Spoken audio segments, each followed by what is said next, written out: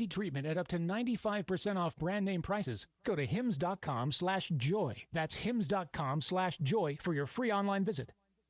Maui and Moana, together again. Can I get a chee-hoo? This Thanksgiving, if you can watch one movie, Hey, you wanted to come this time. make sure it's Moana. Moana! Moana. Moana. Moana. Moana. You might want to hold on. Disney's Moana 2, rated PG. Parental guidance suggested. Only in theaters November 27th. Tickets available now. Adam Schefter here with Vivid Seats. We've got some late-breaking news coming out of the stands. According to multiple sources, Vivid Seats fans are scoring rewards on every purchase, and at a rapid pace. Obviously, these rewards are a game-changer, and coupled with their MVP-worthy ticket selection, why get tickets anywhere else? Don't drop the ball this season. Shop with Vivid Seats and earn rewards on every ticket. And as the official ticketing partner of ESPN, Vivid Seats is offering you $20 off your first $200 ticket purchase with code Schefter. That's code Schefter. It's time for Sedano and Cap. A little sabor, and we're gonna just nosh. It is George Sedano. It is Scott Kaplan. Sedano and Cap is on for your Tuesday afternoon. I'm going to have to say respectfully, I'm going to disagree. Okay, why is that? I don't know. Thanksgiving week continues. And yes, so does Cappy's Amsterdam trip with those little miscreants, his children. Andy Caminetti's back again, sitting in, along with Sha. NBA Cup night tonight in Phoenix, Lakers Suns. We'll walk you up to coverage at 5:30 p.m. with Beto live for pregame, post, and half tonight at Cosm Los Angeles. Go out there, press the flesh with Beto. Cosm LA, your perfect place to spend your Thanksgiving week. These next 2 nights, you can win tickets tonight to tomorrow night in the Dome for Lakers Spurs. So get on out there. Mason's going to be there too. Cosm Los Angeles tonight, and meet Beto Duran, the Cisco Kid. Right now, why don't you meet the LA Afternoon Drive Takeover? A Jerusalem cherry. He likes to lay the wood. Yeah. You say Kikuchi. Wacky forced radio stunt of the year. Christopher can go to hell. Oh, nothing worse than the horse. Nah, man, black don't crack. Benjamin Pratt is like, how do you say his name? Asminger? Asminger. Hey, these Hard Knocks guys are all over me right now. It's like I'm in back in Dayton. You are a bit killer. Because you got to talk about sperm. I mean, look at me. I'm a hot piece of ass. I mean, look at him. Sedano and Cap with Andy, your Tuesday afternoon, right now. Beep-ba-da-bop. Do-ba-da-boom. Ding, do-doom-dum. Boom, ba-da-bop, bidding, boom, boom. All right, before we get into the Chargers not being able to, as we talked about the Rams yesterday, not in the heavyweight class. The Chargers clearly not in the heavyweight class either. But you heard this open today, and you've heard this every day, this open that we have. Yes. And you wondered aloud if, what line? If forced wacky radio stunt of the year, haha, was actually Milhouse from The Simpsons or Lindsay. Yes. And I said, no, it's Lindsay. Okay, I'm not sure you're aware of this, Lindsay. You sound exactly like Milhouse there. See, I've been told I sound like Bart Simpson. Well, no, but that was Milhouse. They're very similar. Yeah. They're similar sounding voices, but that in particular, Milhouse, I don't know if you know this. The actress who has voiced Milhouse for decades. She just quit. Just quit. Yeah. You've got an opening. You got it. Okay. I'm serious. Like a lucrative opening. You know someone? You know someone over at The Simpsons? Hey, 20th Century Fox. Yeah, if we know somebody at Fox. Yeah. If you're listening at Fox, I know many people listen. As Cappy says, everybody listens.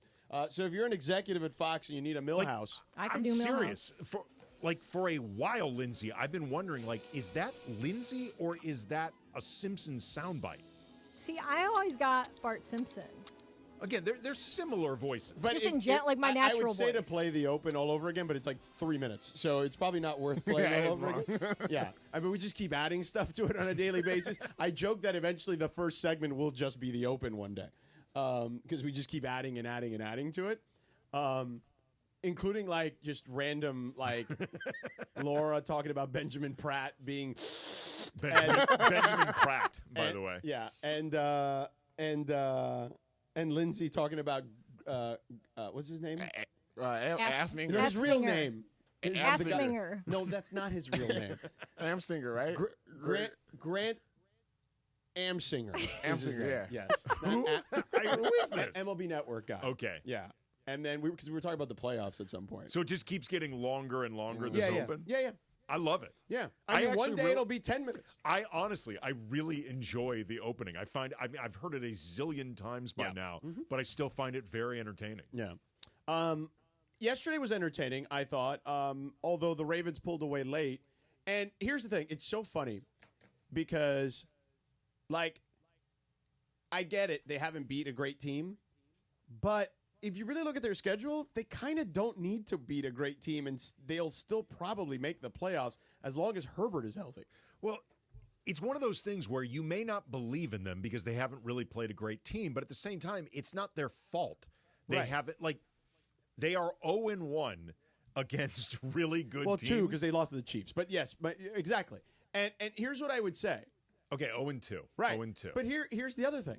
Again, their schedule, this is why I said at the beginning of the season they'd win 10 games, because A, I believed in Harbaugh and the turnaround effect, and B, the schedule was soft. So I'm like, they can win 10 games and make the playoffs. And if you're the team that won whatever it was, 5 or whatever it was last year with basically the same roster and win 10, and even if you get bounced in the first round, that's a huge season for you. Here's the thing, too. Now that I'm looking right now, because you are correct, it is 2 high-end teams. Right. They lost to the Chiefs. They lost to the Ravens. Both of them have been within 1 score. Right. Like, they have not gotten their asses kicked by either one of those teams. Right. They are in that Rams territory we talked about before. They're like middleweights. Yeah, they're probably a bit better, I think, than the Rams. Yeah. Like, if the Rams and Chargers played against each other, I'd probably bet the Chargers. Right. Neutral site, I guess. SoFi for both of them is a neutral site, in all honesty. Just have them play at home. Yeah. Right. They would play together, and all of a sudden the Niner fans would show up, right? That's just how it would happen. Or Eagles fans would fly in. Okay, what fan base do you think would show up most to troll? Oh, Raider fans. Despite not being good, they'd still troll just the show Chargers. Up. Yeah. They would try to fuel the Rams to a win by trolling the Chargers. Yeah. By the way, the Raider fans in my mention, Raider Ruben, I see you. Okay. Like, you're like, whoa, what is a 10-win season going to do for the Chargers? Going to get them a trophy? And I'm like, no, this season isn't about a trophy. They were 5-win team last year. Okay. They were not even chargering. They were a disaster. Okay. They're going to win 10 games in the first year of a new head coach. That is a good start to his tenure. I mean, it gets you 5 times the non-trophy that the Raiders are going to get for like 3 wins this year. year. The Raiders haven't won a Super Bowl in the cable era. No. Like, what are we talking about here? You know what I mean? Like, literally, there were like 3 channels the last time they won a Super Bowl.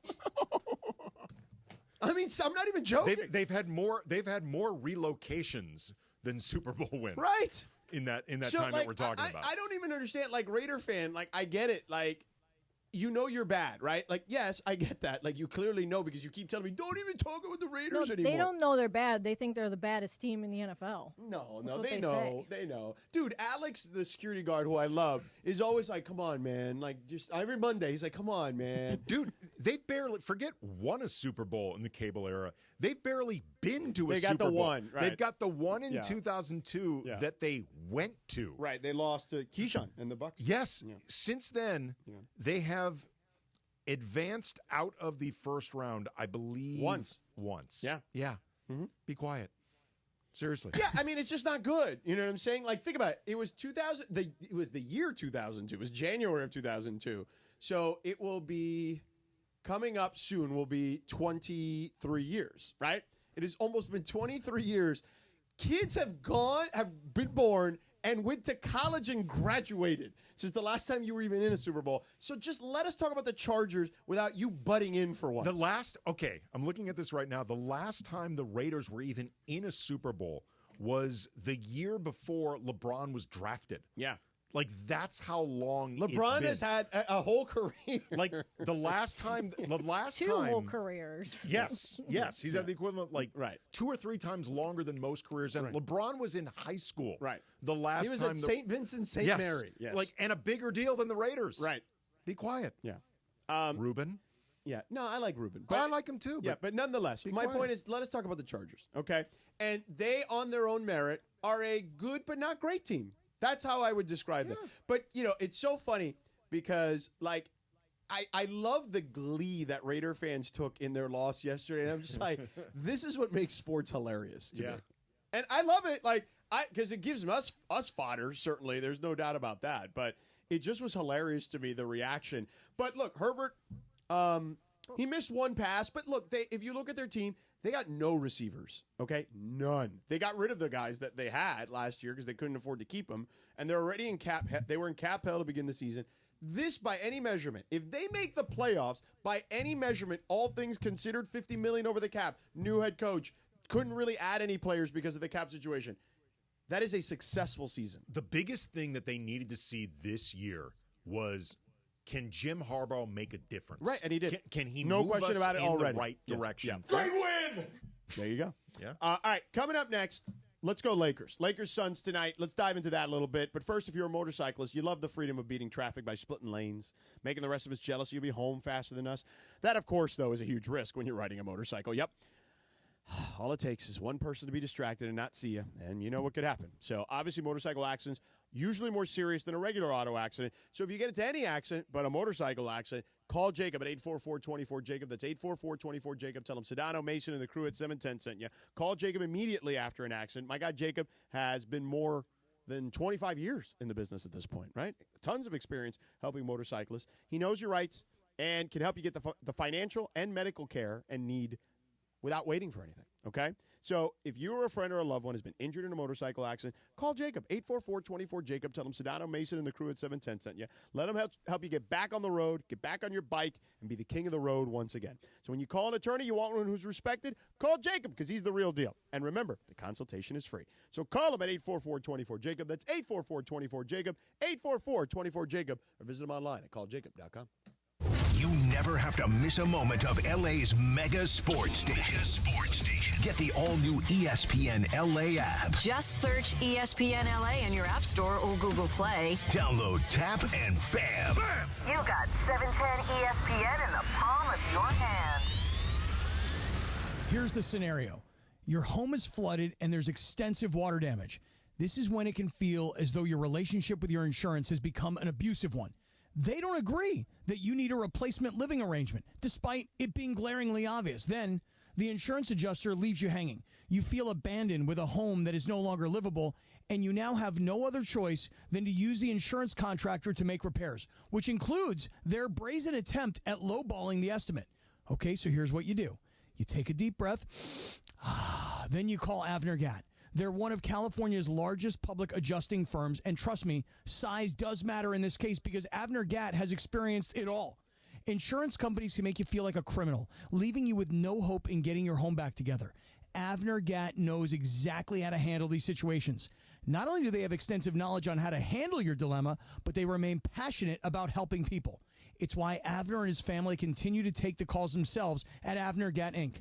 They cover all of Southern California, and if I haven't convinced you with all of these truth bombs thus far, just check out what seems to be a never-ending stream of 5-star reviews on Yelp, Google, and the Better Business Bureau. So, whether you have a toilet overflow, a broken water line, a burst supply line, a broken fire sprinkler, whatever the water damage is at home, call Avner Gatt today, 818-917-5256. That's 818-917-5256, and you can go online to avnergatt.com.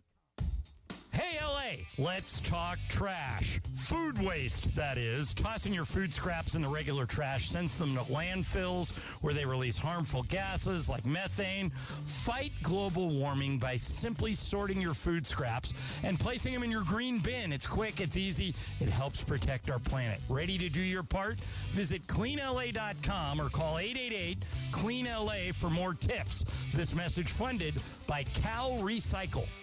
Want to have more fun watching the NBA? Play Sleeper Picks. Download the Sleeper app today and pick more or less on at least 2 players' projected stats. Points, rebounds, assists, and more. If you're right, you can win up to 100 times your cash. Sleeper has a special offer for NBA tip-off. Your first deposit will be matched 100% up to $1,500. Use code 710, and your first deposit up to $1,500 will be matched. That's code 710. Must be at least 18 years old. Promo code location and other restrictions apply. See terms of use for details. Please play responsibly. Call 1-800-426-2537 for help. Black Friday starts now. During the 2024 Subaru Share the Love event at Ocean Subaru of Fullerton, where every Subaru purchase helps make a difference. Right now, you can drive home one of our most popular Subaru models with low financing rates. Plus, you'll get a complimentary gift when you purchase a new vehicle. Black Friday is here at Ocean Subaru.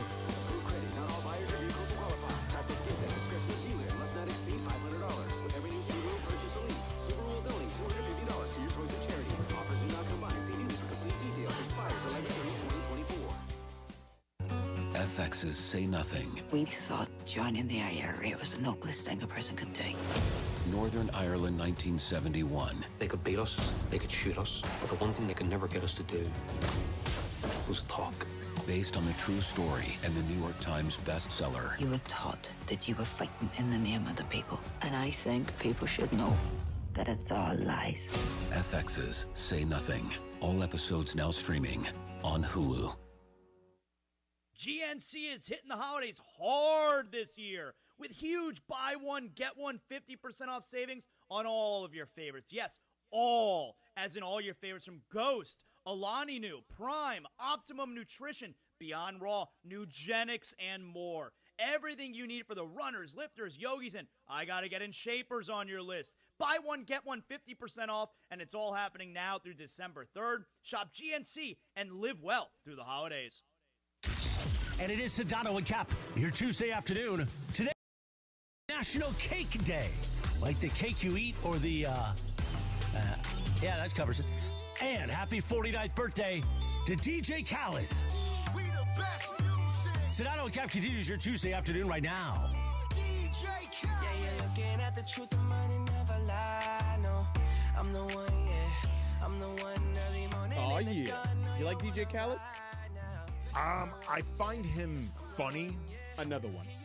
Whether intentionally or not, I find him funny. I ran into him at a Laker game one time years ago, and I had like a fun brief exchange with him, but he was definitely like in a different state. Yeah, is what I would say. I have no opinion of mine, of course. Yes. I have no opinion of his music, allegedly, one way or another. And another. Oh, his music is fun. I'm honestly, I'm not even familiar enough with it to have an opinion. Really? I just find him funny. Yeah, he's great. He's funny, and he's a great meme. Yes, yes. He's again, love him in the culture. Yeah, I just don't know anything about his music. Doesn't he have a reality show? I feel like he that does. I don't know because that's not in my purview. We got to ask Fun. She knows all the reality shows. What is Fake Funchy? Does Fake Funchy is DJ Khaled got a reality show? I don't know, man. I believe he does. I believe he does. I don't know. I gotta check it out. That is endlessly entertaining.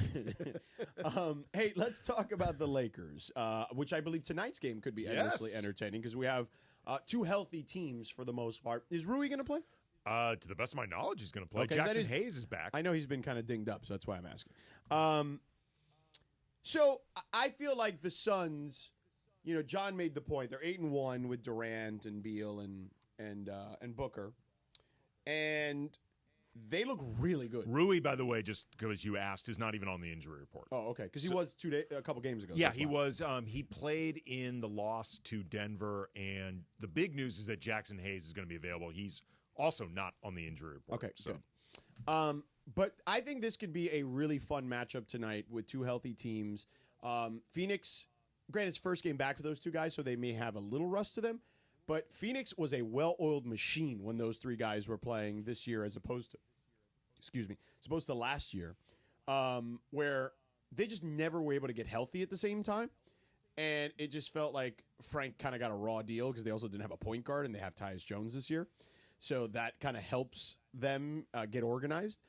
But while I think they have the advantage on the perimeter, particularly against a bad Lakers defense, I mean, the cheat code, and I'll say it again, is Anthony Davis. They don't have – Nurkic had at times last year his way with him, but I don't feel like the way Anthony Davis is playing right now, the Jokic game removed, that this AD would allow Nurkic – to do the things he did to him last year. Yeah, and the other thing, too, is, I mean, as much as it's going to be a handful trying to check Durant and Beal and Booker, the flip side is none of those guys are great defenders either. Right. So the Lakers should be Durant probably the best of the bunch, even at this stage. He's the best of the three, but he's not somebody that you think about as a defender who's going to affect the game plan like that. Maybe not at this stage of his career, but I think he's in the past, sure. I think he's more than a competent defender still. I actually think he was really good for them defensively last year. But the point being, though, I think they should be able to attack those guys as well and put some pressure on them as well. They do like to go Bud likes to go small with them with Durant at the 5. Mm-hmm. And I'm genuinely curious to see how that works because I would imagine that's when you'll see a lot, the spacing on the floor will be pretty insane. So for a Lakers team that has struggled defensively, when that, and it's usually he only kind of does it in small doses, but I'm just curious to see how the Lakers handle that because in theory it's, you go to Anthony Davis and punish them. But right, if you're trading 2s for 3s, that's not so great in that stretch. I am curious to see how they handle, frankly, George, anything defensively. Oh, that's fair, too. I'm curious to see, George, to be honest, what's on tap defensively. Just like what's on tap today for 710 ESPN. Thanks to our friends at Michelob Ultra, the Lakers, as we were just discussing, back on the NBA Cup court as they battle the Suns tonight in Phoenix. Coverage begins at 5:30 p.m. with the Toyota Lakers Countdown with Beto Duran live from Cosm, LA. You can hear the game on 710 ESPN in crystal clear digital quality on the all-new ESPN LA app. Michelob Ultra, 2.6 carbs, 95 calories. It's only worth it if you enjoy it, which could also describe the Lakers' attitude on defense. It's only worth it if they enjoy it. Apparently, they don't enjoy it because they don't play it. They don't. Not at all. Yeah. All right. So, what? I mean, obviously you want to win, but besides that, what do you think? What are the keys you think to winning a game against Durant, Booker, and Beal in the way that they're currently constituted? Like you said, first and foremost, I think they have to press that advantage with AD because they have absolutely. I mean, the longer you keep Nurkic on the court for Phoenix to try to go against AD, I feel like that's an advantage. That's a win right there. Correct. For the Lakers. I think you should try, if you can, to disrupt what Tyus Jones is doing because we saw last year. He's so good. He doesn't turn the ball over, man. He doesn't turn the ball over. Can't speed him up. But also last year, without a point guard to kind of just get everything started, there was a lot of your turn, my turn, my turn, your turn, my turn, my turn. Mm-hmm. There was no cohesion to it. None. So I feel like if you try to go at Tyus Jones, that way you can disrupt some of what they're doing offensively. And also, I would test the hamstrings or the calves or whatever it was. Calves, yes. The calves of KD and Beal. Right. I would look to go at them, see how well they move. Yeah, 100%. You got to go at them right away. This is a very telling week for the Lakers early in the season, right? Because they've got them tonight. They got the Spurs who are playing better basketball, certainly than they were last year, because they've got some veteran guys like Barnes and Chris Paul who are playing well. And then OKC.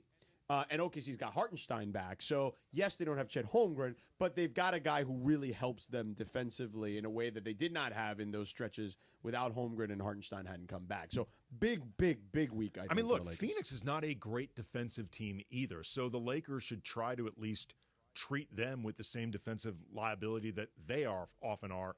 Also, D'Lo's got to get going. Yeah. D'Lo needs to get going as a scorer. What he's doing right now just doesn't cut it. There's no question. But I feel like the Lakers are one of these teams, and you if you listen to the Brian Windhorst podcast, I'll be on there tomorrow. We taped it today. Yeah, I go on a couple times a year. The Hoop with Collective, I listen all the time. Yeah, I go a couple times a year with them. I've already been on a couple times this year, but did you guys talk Columbo at all? No, we did not. I should have brought that up. I can't but believe I completely you didn't bring forgot. that up. Is he a big I wasn't here that day. I know, but still. I found that out secondhand. Is Wendy a big Columbo guy? Oh, yeah. Chris apparently went back and forth on They Columbo. had a whole segment talking about their favorite episodes, and it was hilarious because they were both so into it. Chris was in studio with us, and he heard ran at the moment he heard Wendy talk about Columbo, he ran into the studio and sat right next to him. He's like his new best friend. You know who's a big Columbo fan? I recently learned this because I saw clips circulating on social media. Remember Fiona Apple? Yeah. She is a massive That's Columbo so fan, and she was on with, I don't remember if it was Fallon or Kimmel or one of those guys, and whoever the host was got word of this and got an autographed Columbo photo from Peter Falk to Fiona Apple, and she looked like she was about to burst into tears of joy. Oh, my God. That's amazing. And she's that big of a fan. I will tell you this, though. It's funny, speaking of old shows, and this was not as old as Columbo, but I was watching TNT the other day, and Barkley was talking about how much he loves the Golden Girls. Almost like he just dude, he just found it. You know what I'm saying? I'm like, that show, I was 7 when that show was on NBC. It still holds up. It holds up. It's so good. My wife is a massive, it's her all-time favorite show. It's a great show. By number one with a massive bullet. Yeah. So I have in my time being with her, I have seen episodes over and over. Oh, yeah. It's so good. Yeah. The writing on that show was incredible. Way ahead of its time. And they casted everyone perfectly Yes. in on that show. But yeah, I'm a big like every once in a while, like if I got nothing to watch, I'll just find Golden Girls on cable somewhere. You know, it's so funny. Yeah, it really is pretty hilarious. All right, coming up next, not so hilarious. Well, I guess depends on your point of view. The Dodgers were scolded for the Mookie Betts podcast recently when they were talking about the World Series and the Yankees collapse. We'll get into that on the other side. Stick around. AK's in the house for Cappy 710. Hey parents, another fun fact for you here from Children's Dental Fun Zone. They are open 7 days a week, so your child can be seen any day of the week, and they take emergencies, which is obviously something you need to be aware of because you never know when those emergencies will come about.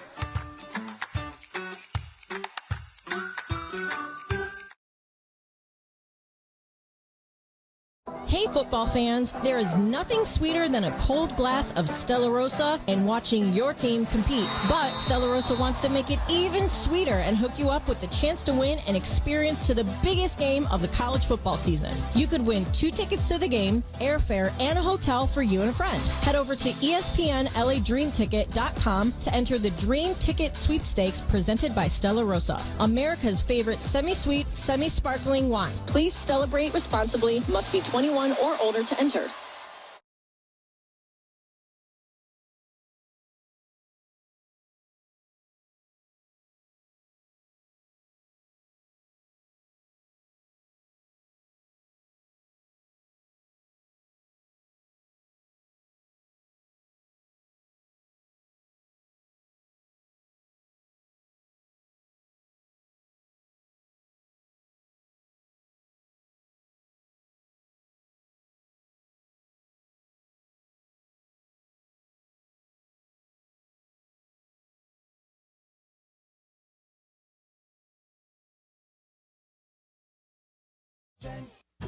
My name is Luke Bryan.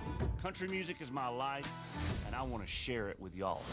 It's All Country is now streaming on Hulu. And with the help of Luke Combs, Kane Brown, Lady A, Winona Judd, Sheryl Crow, and Mickey Guyton, we're going to explore everything country. You couldn't ask for anything more than that. When everybody brings their story, it really becomes something special. That is the beautiful side of country music. In the end, it's all country. It's All Country. All episodes now streaming on Hulu.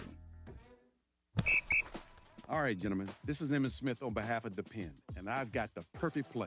Run straight to your doctor's office for a life-changing catch. Because when prostate cancer is caught early, it's up to 99% treatable, and one blood test might be all it takes. And now through November, Depend is donating to the Prostate Cancer Foundation for select purchases. Talk about a great play. From September 1st to November 30th, Depend is donating 40 cents to the Prostate Cancer Foundation for Depend Shield Guards Real Fit products purchased in the U.S. up to a maximum of $300,000 void in Mississippi.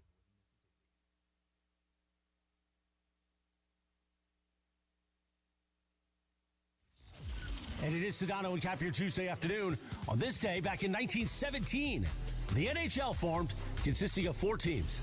Montreal Canadiens, the Montreal Wanderers, the Ottawa Senators, Ottawa, and the Quebec Bulldogs. How about that, sports fans? And on this day in 2002, the #1 R&B song, Missy Elliott, Work It. Sedano and Kap continues your Tuesday afternoon right now. I feel like this is a Cappy tries to do his Missy Elliott impersonation. It goes, in between. Let me tell you something. Big D, you know nothing about this. Yeah, you know nothing about no Missy Elliott. Yeah, exactly. AK's in the house. Cappy is probably smoking hash. Well, he's probably asleep right now, I got to be honest with you. So I would imagine. Let me see, what time is it over there right now? They're 9 hours ahead, I figure. Yeah, it's 12:46 a.m. Oh, he's awake. He's definitely partying. Wasn't he tweeting about the Chargers losing? Yeah. Like his glee? Yeah, at 6 a.m. over there, he woke up to tweet about the Chargers, which we'll get to a little later. But it's just that's our Cappy.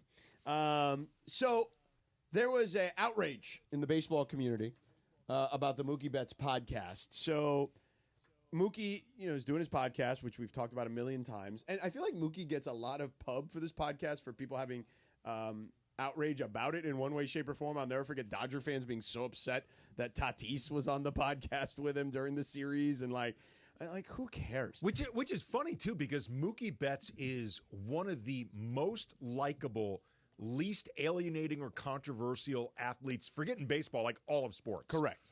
100%. So apparently, him and Chris Taylor were talking about the Yankees series in the World Series. And Chris Taylor made these comments.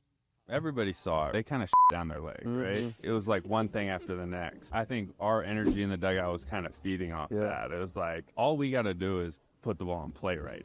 And we knew the big hit was going to come at some point, you know, so it's sort of just passing the baton to the next guy. After Teo hit that double, the whole momentum, everything just shifted, and we all kind of knew. And then even after they scored one, like, I don't think anybody was worried. Yeah, we didn't blink an eye at that. Yeah, we knew we had it. Yeah.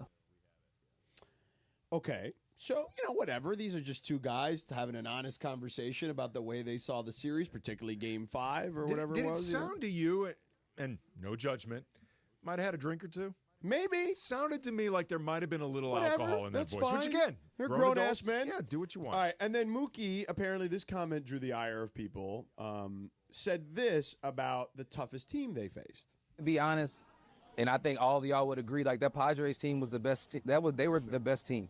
Best team and the hardest atmosphere to play. Like, shout out to y'all at Petco. Like, y'all, that's a great, like, y'all support y'all's team.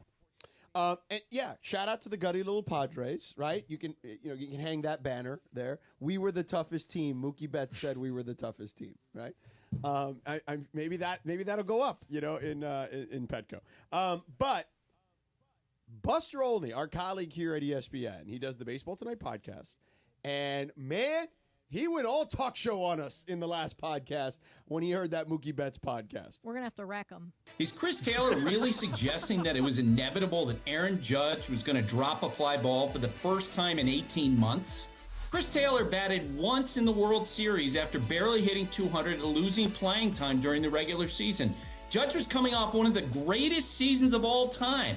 Taylor had a WAR this season of negative 0.1 and 17 WAR for his entire 11-year career. I know this, if the Yankees had won, Aaron Judge wouldn't have crapped on the Dodgers. Giancarlo Stanton wouldn't have. Anthony Volpe, no chance.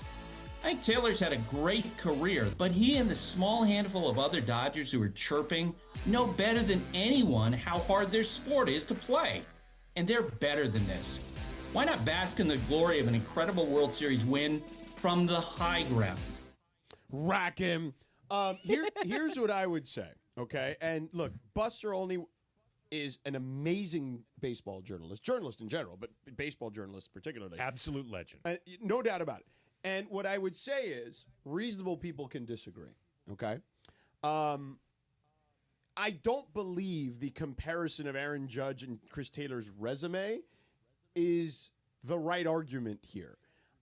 We all saw it with our own two eyes. Everyone in Major League Baseball the next day, go find it. Go find all the writers who tweeted about it. Go find all of them who wrote about it. Everybody's reaction the next day on talk radio and talk television and all that stuff was all the same.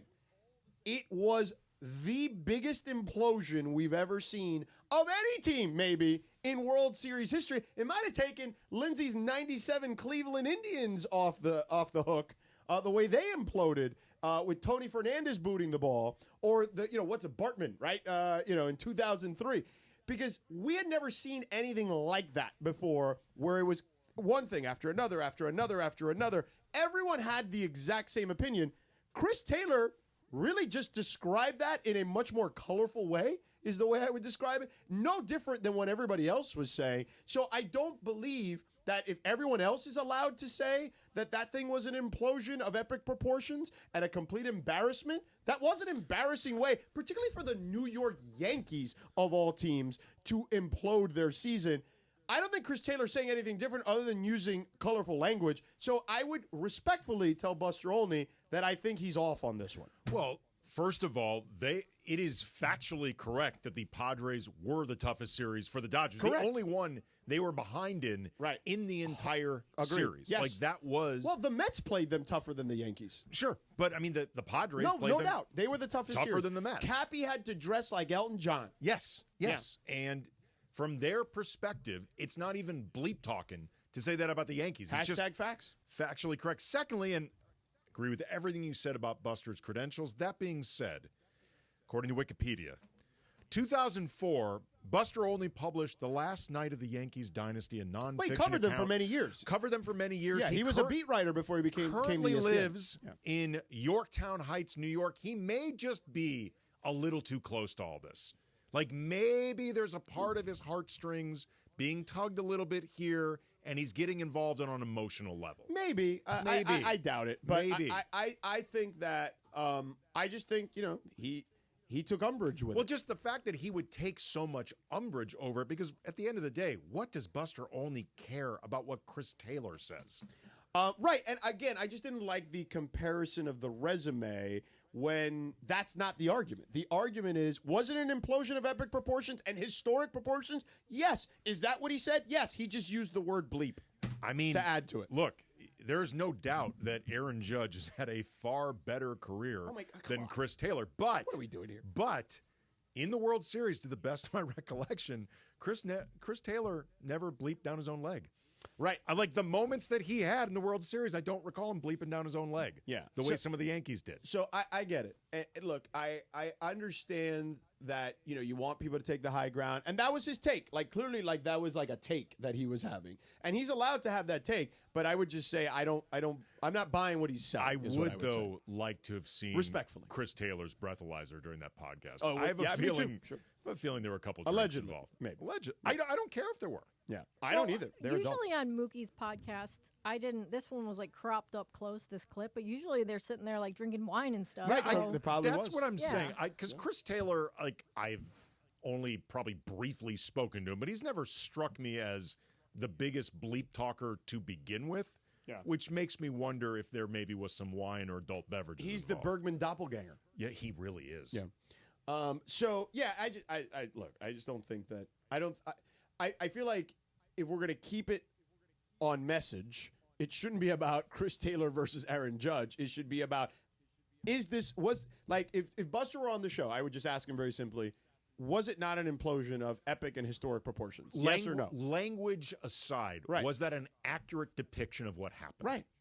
And it was, because every single person, and I'm guessing him included, talked about that epic, historic implosion. Yeah. I mean, at the very least, that series should have gone on longer. The very least. Oh, man, let me tell you something. I was doing a Celtics-Pacers game that night. So we went after the game to St. Elmo's and went to the bar to have a quick bite and a drink. And the game was on. And, we're watching it, and I'm like, oh, man, looks like the Dodgers are coming back home to play Game 6. So we're leaving the bar. I get back to the hotel room. I'm like, all right, I got to pack, whatever. And all of a sudden, I see this inning unfold the way it did. And I was just like, everyone had the same reaction, like, holy bleep, how is this happening? Like, this is insane. Ooh, Raider Rubin. Yeah. Not taking kindly to our commentary. Oh, okay. What did he say? Just hit me up. How come you don't mention the last time the Sparklers were in a Super Bowl, Cam Brothers, Andy? LeBron was still in middle school. What are the Sparklers? I have no idea what he's talking about.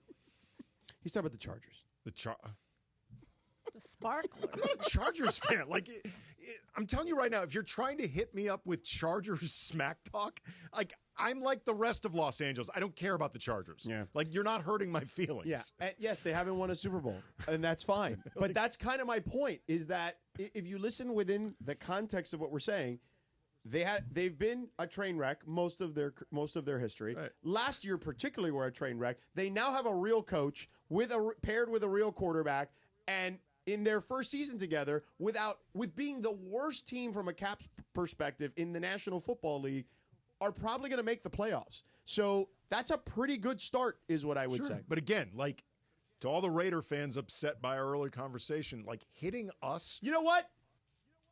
If you're going to be upset, deal with it. Right. Okay. But hitting us with Charger. Thank you. Charger smack talk. Yeah, I don't care. It's not going to affect me in any way either. Sparklers.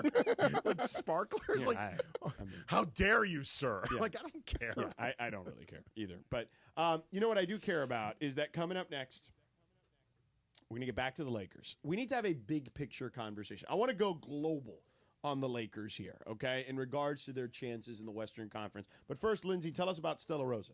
I will do just that. It's the ESPN LA Dream Ticket presented by Stella Rosa. Enter for a chance to win a dream ticket experience to the biggest game of the college football season. Go to ESPNLADreamTicket.com for your chance to enter now through November 30th. Only have a couple more days for that. Stella Rosa Wine, sweet taste of victory. Don't miss Travis.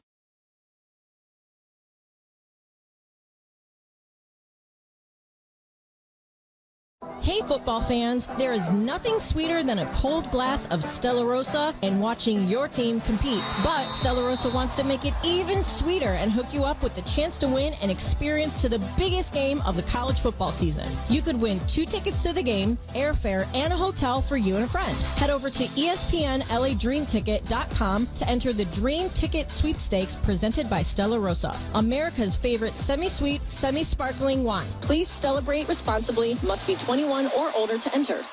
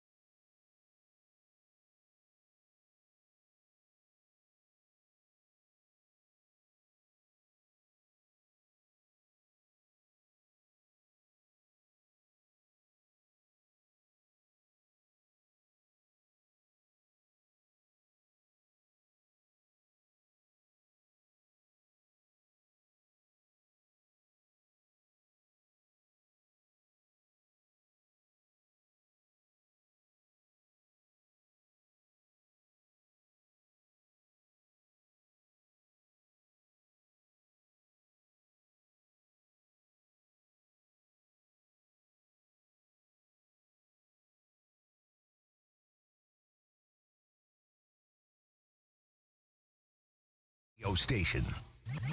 710 ESPN. Sedano and Kap for your afternoon right now on 710 ESPN. It's time for what you need to know. Let's do it. What you need to know right now. What you need to know is brought to you by Morongo Casino Resort and Spa. Good times, less than 90 minutes from wherever you are. Take it away, Linz. All right, guys, so what you need to know is that Thursday's Thanksgiving, which I'm pretty sure we all know that part, but turns out there are a couple restaurants in the area that are still going to be open. Most of them obviously are chain restaurants. So in case you don't have plans on Thanksgiving, or you don't feel like being a part of your family's Thanksgiving because you don't like them, there are some places that you can go, like Applebee's. Who doesn't want to spend Applebee's at Thanksgiving? Thanksgiving there, that sounds like fun. Arby's is open, Burger King's open, Dairy Queen, also good for like a post Thanksgiving meal dessert. Dunkin's also open. Can't go wrong with some Dunkin' Donuts there. And then there's like some higher end, Ruth's Chris Steakhouse is actually open. And yeah, a couple other fast food places like Chick-fil-A, Panera, McDonald's. Are there DQs in the LA area? Yeah. I have not seen There's a few. I have not seen a Dairy I Queen think the so closest one to here is like in the OC, because we had this conversation like a year ago, and Cap's one of his first jobs was at the Orange Julius. Which used to be connected to Dairy Queen at the mall. There's one in Burbank, Arcadia, Cerritos. Orange Julius is like a smoothie place, kind of. It used to be connected to. You don't know nothing about no Orange Julius. I don't know nothing about no Orange Julius. There was a Dairy Queen on the way to Yamava once, and I made sure I stopped there and got my Blizzard. It's so good. Dairy Queen was good. It's delicious. Dairy Queen is pretty good, yeah. So yeah, those are just some places. Also, our good friends at Pizza Hut are open on Thanksgiving. If you have nothing to do, it might end up being me. There you have it. And that is what you need to know. Brought to you by Morongo Casino Resort and Spa. Good times. Good times. Less than 90 minutes from wherever you are. Shout out Billy Mack. Yeah. All right. Speaking of Billy Mack, let's talk Lakers here. All right. What when you look at the West, where do you put them in like the pecking order? I put them in, honestly, the very big mess of good teams. Right. Like, the West is brutal. Like, I feel like at full strength, assuming they get there, because Chet Holmgren, we don't know when he's going to be back. Right. I mean, I'm guessing if the timeline was accurate, it'll still be at least another 6-7 weeks. To me, the Thunder profile to be the best team in the West. And then from there, you've got a bunch. And then Denver, I have concerns about them being really top heavy, but as long as they have Jokic, you cannot forget about them. Correct. And then from there, I feel like it's a lot of different teams that it really just comes down to how you specifically match up against who. Right. Like and look, last year, the Thunder were better than the Lakers record-wise, went further in the playoffs than the Lakers, but the Lakers played really well against the Thunder. Like, they beat the Thunder, I think, 3 times last year, and it was not fluky. Like, they match up, at least last year, really well against the Thunder. Right. And I think that the difference is a year more experience. Sure. Right? Not to say that they still don't match up fairly well against them, but a year more experienced. And, if Holmgren comes back, by January or, early, before the All-Star break, like, he's going to have plenty run time to get himself back into the shape he needs to get into.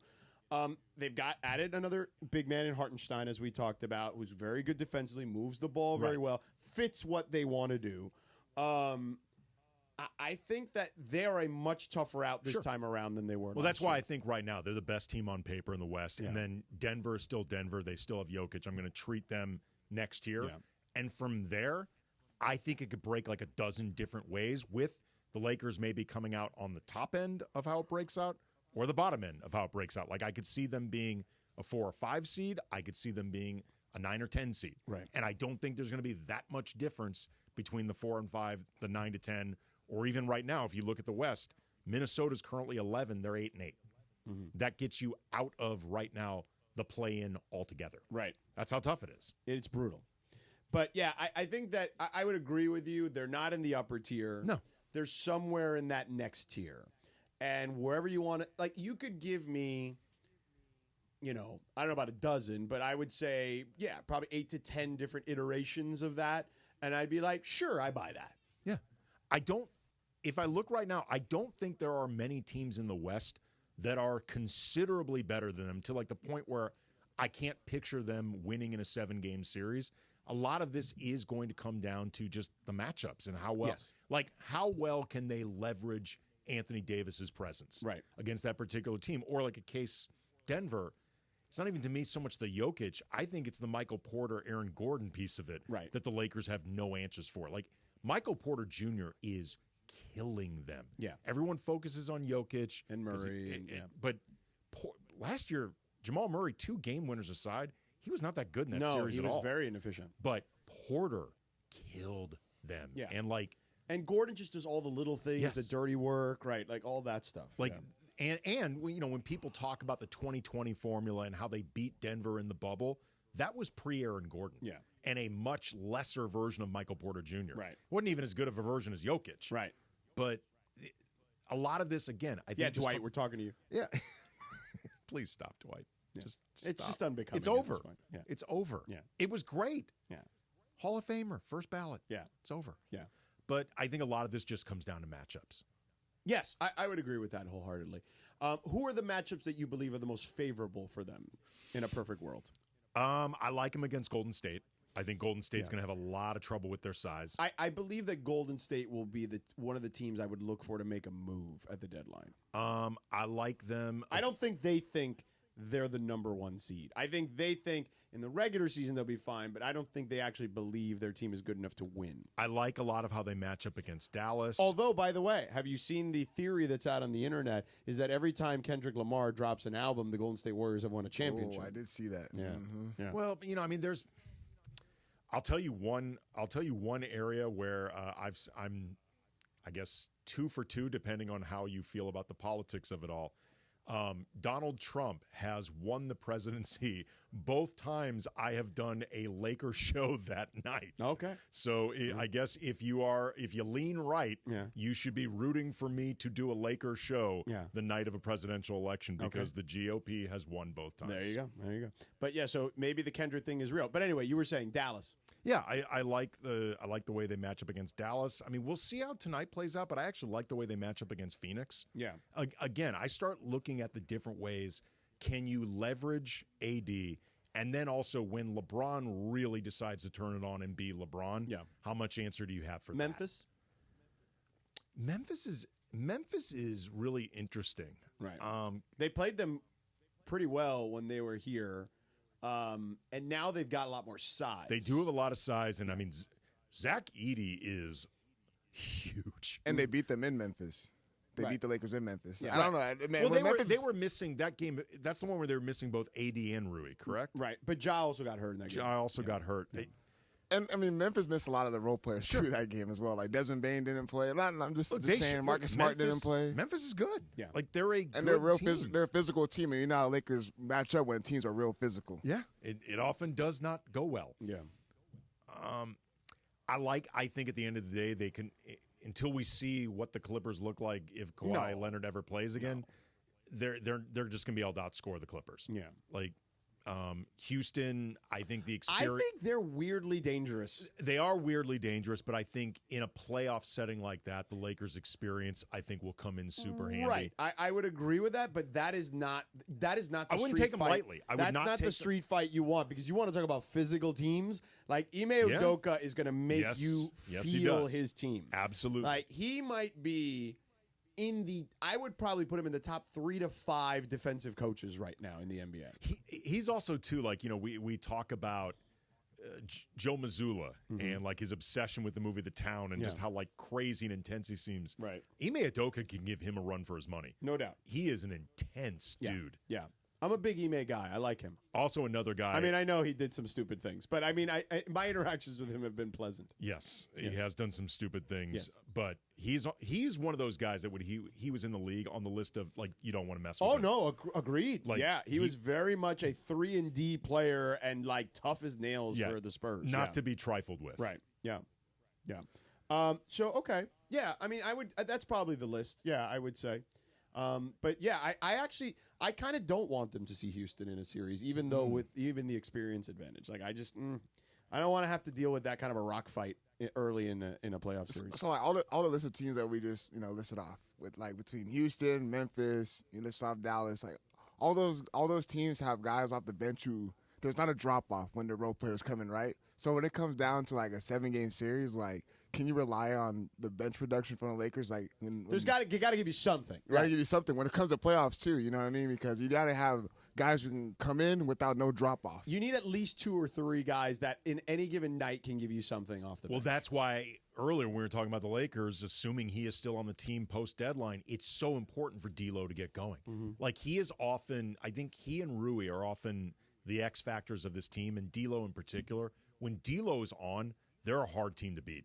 And like last year, there were 5-6 games where his 3-point shooting swung the game, right? Like and just broke things open for. And the then Lakers. there are some playoff games where it swung the game in another way. Yes, it certainly did. Yeah. Again, that's what being an X factor is. Rui last year, right? It was non-existent against Denver. Yeah, X factor both ways.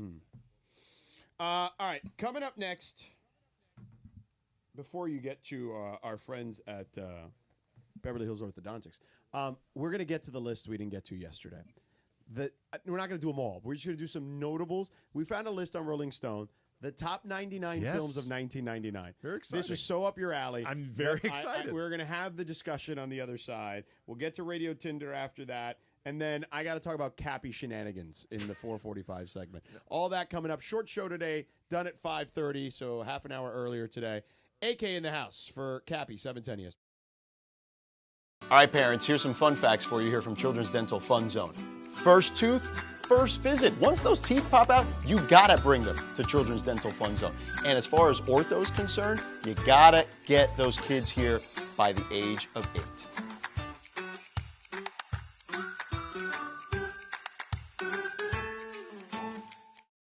Hey football fans, there is nothing sweeter than a cold glass of Stella Rosa and watching your team compete. But Stella Rosa wants to make it even sweeter and hook you up with the chance to win an experience to the biggest game of the college football season. You could win 2 tickets to the game, airfare, and a hotel for you and a friend. Head over to ESPNLADreamTicket.com to enter the Dream Ticket Sweepstakes presented by Stella Rosa, America's favorite semi-sweet, semi-sparkling wine. Please celebrate responsibly. Must be 21 or older to enter.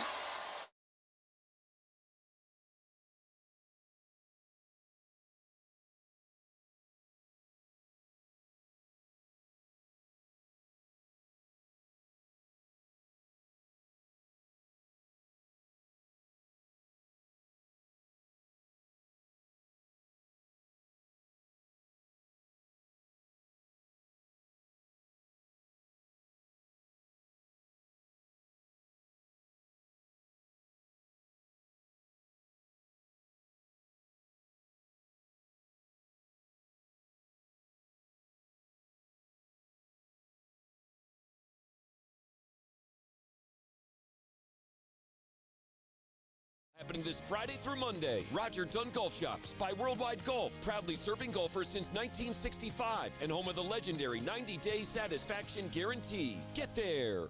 Going through a life change, whether you're downsizing, you've inherited a home, or you're just ready for a change, Seller's Advantage is here to make selling your home easy. They'll buy it as is with a competitive cash offer. With Seller's Advantage, you're in control. Close as quickly as you want and do it on your own terms. Check out their reviews online and call for a no-obligation offer at 888-390-AS-IS. That's 888-390-2747 or visit sellersadvantage.com. Don't worry, sell happy with Seller's Advantage. Hey guys, it's Sedano at Los Angeles International Airport. Changes are arriving daily to help reduce traffic, save travelers time, and transform the travel experience. The LAX economy parking structure is now open with thousands of smart parking spaces, as well as hundreds of EV charging stations. Modernized terminals have biometric gates for faster boarding, and in the future, the People Mover train will connect travelers to LA Metro. For more information, go to their website, flylax.com/transforminglax. That's flylax.com/transforminglax.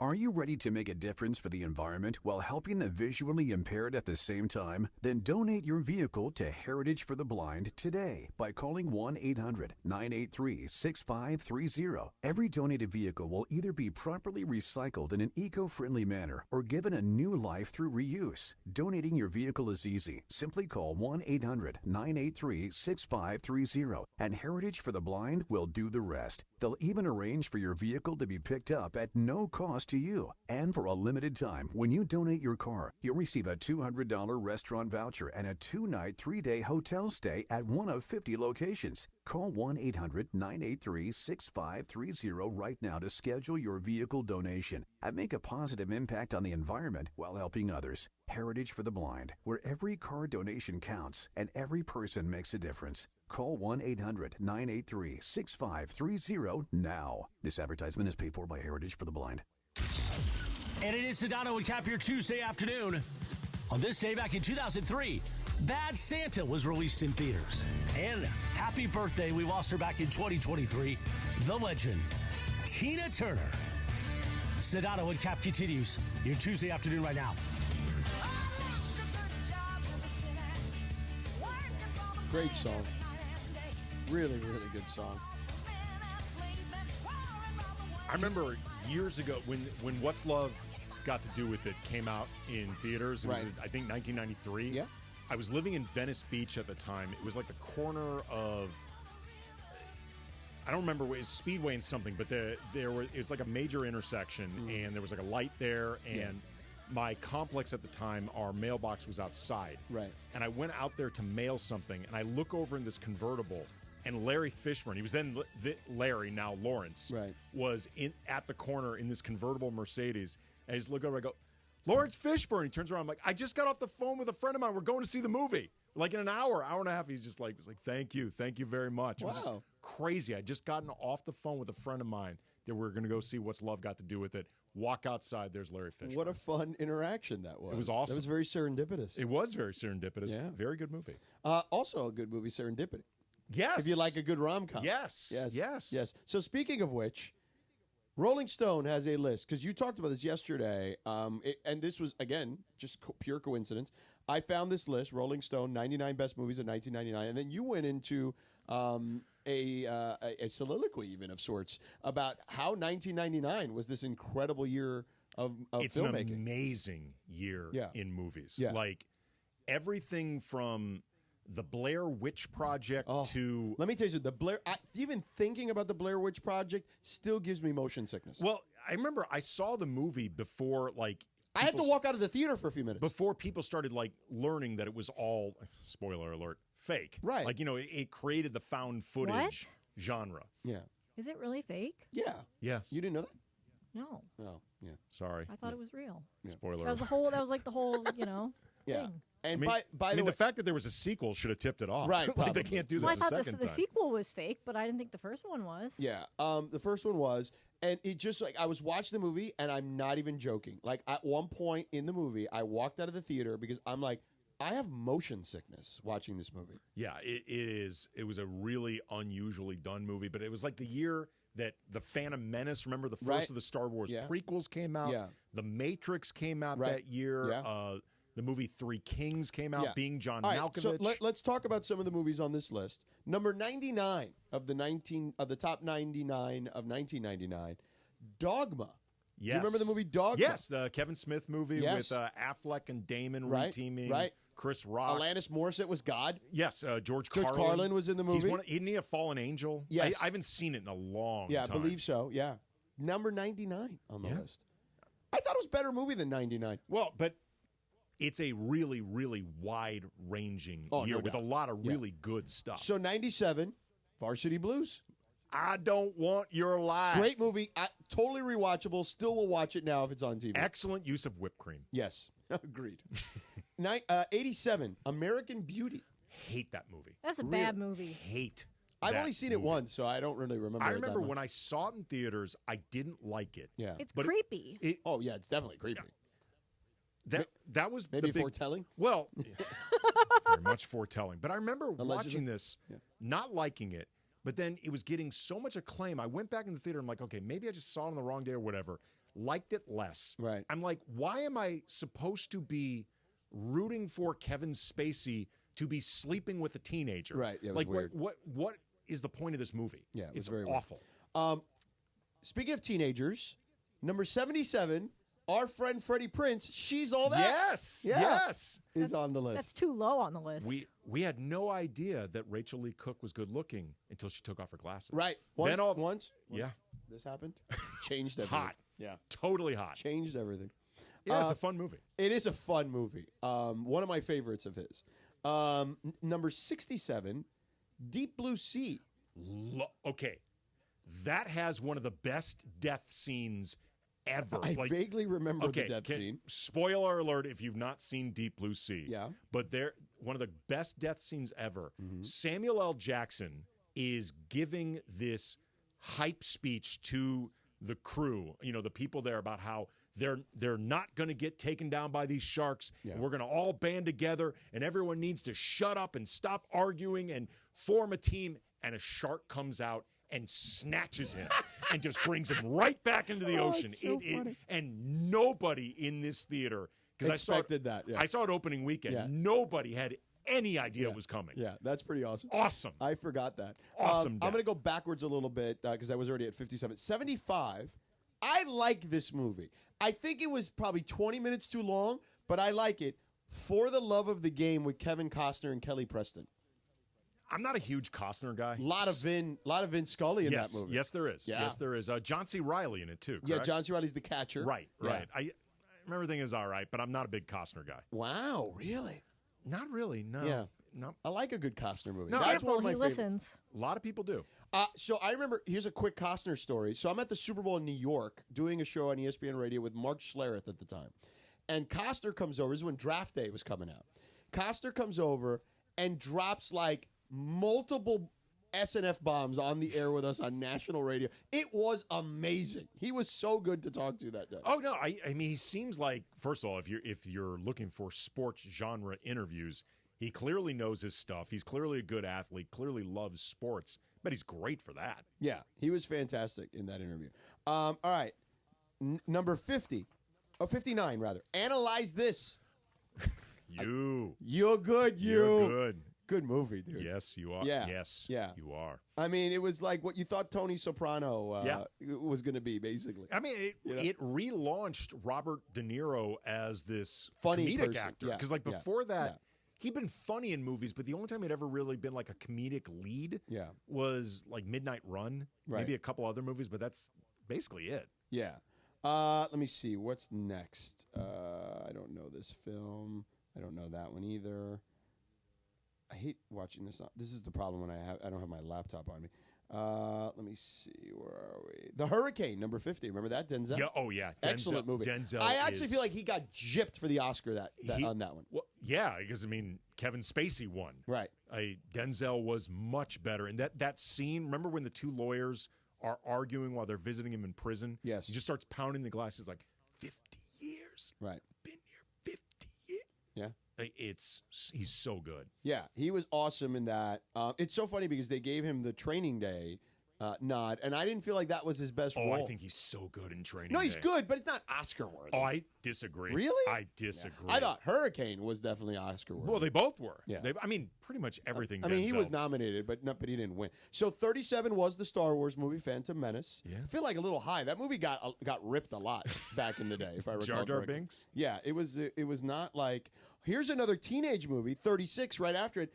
10 Things I Hate About You. Great movie. Great movie. My daughter. Heath Ledger in the movie. May rest in Heath peace. Ledger, Julia Stiles. My Yeah. daughter loves that. Might be her favorite movie.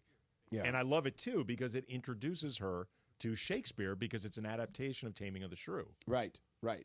Next one on the list, 35, Go. Do you remember Go? Yeah. Oh, yeah. So it's basically a bunch of teenagers on ecstasy. Yeah. Yeah, that was the movie. Jay Moore. Right. Jay Moore is in it. Jeannie Buss. Very similar to like Euphoria now on HBO. in a lot of Doug ways. Liman, the Yes. guy who went on to do a bunch of Bourne Identities, Yeah. and he's done a few movies with Tom Cruise. I think that was his first movie that he. No, actually, he directed Swingers. Swingers was his Yes. first movie. Then he did Go. Yeah. Then after that, 28 for you rom-com fans, Notting Hill. I'm just a girl staring at a boy. Yeah. Oh, Hugh Can't Grant. believe you have seen every single one of these. Oh, yeah. Andy was the perfect person to have this conversation with. 25, The Talented Mr. Ripley. Love that movie. That's one of my favorite movies of all time. Jude Law's entrance in that movie, like remember Philip Seymour Hoffman is when so good He in like that. basically drives this like sports car, this little sports car into the middle of a plaza, and just parks it because he's this ultra rich d-bag. It's a great It's like a top 10 movie. 24, The Iron Giant. Really good. Excellent Really good. Cartoon movie. Office Space 21. Office Space Office Space is very good. So great. Office Space is very good. Funny. Office Space is one of those like it was more culty. Yeah. Oh, it tanked when it came out. It tanked Right. badly Yeah. when it came out. The Blair Witch, number 18, we kind of already talked about. 17, South Park. Bigger, longer, uncut. Excellent movie. Okay. I have rarely been as jaw-dropped in a movie. The Devil was really hilarious in that movie. When they first did Uncle Bleeper, I have rarely been that. Uncle Bleeper. I have rarely been that jaw-dropped. Yeah, I was it just was like, hilarious. They're so good. Like even I'll watch even random shows still at this point. I was like, I cannot believe this is happening. Oh, and Mysterio will love this one. LZ. Shout out to LZ, by the way. Got a Eyes hip Wide Shut. replacement. Eyes Wide Shut, number 15. You know what's funny? Remember, I told you yesterday that a friend of mine and I worked on a book treatment about the year 99. So we rewatched a bunch of movies. In particular, we rewatched for a chapter that we were going to write about auteur directors like Stanley Kubrick. Right.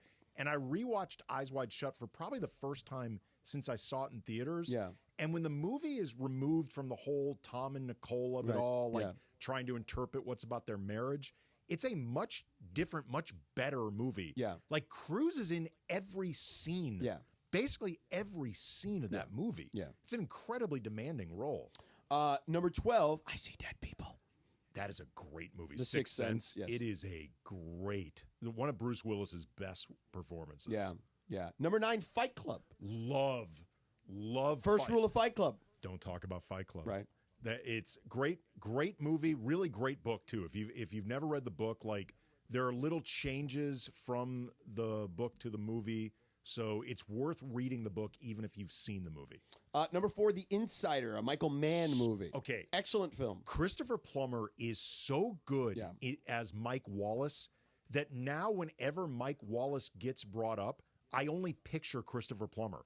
Like, I can't actually remember anymore what Mike Wallace looks like. I only picture Christopher Plummer. Number 3 on the list of the top 99 movies of 1999, Being John Malkovich. So good. Yeah, so good. Years ago, a buddy of mine, Todd Anderson, redheaded guy, you'd probably seen him in commercials and stuff. I vaguely remember him talking about going to an audition for that script. Yeah. And be like, it's such a weird, cool he was movie. like, I don't think this movie can get filmed. But if it can, it's going to be wild. Yeah. The Matrix, number 2. Speaking of wild, one of the greatest movies. Visually, I mean, all of it. Great movie, visual experience, incredible.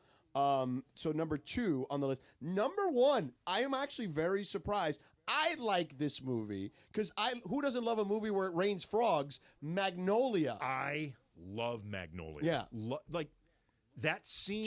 Tom Cruise, for those that don't know. Tom Cruise, nominated for Best Supporting Actor. Right. That scene where they all sing the Amy Mann song separately should not work. Like, it should be awful. Right, a disaster. And it's so good. Yeah, really, really good.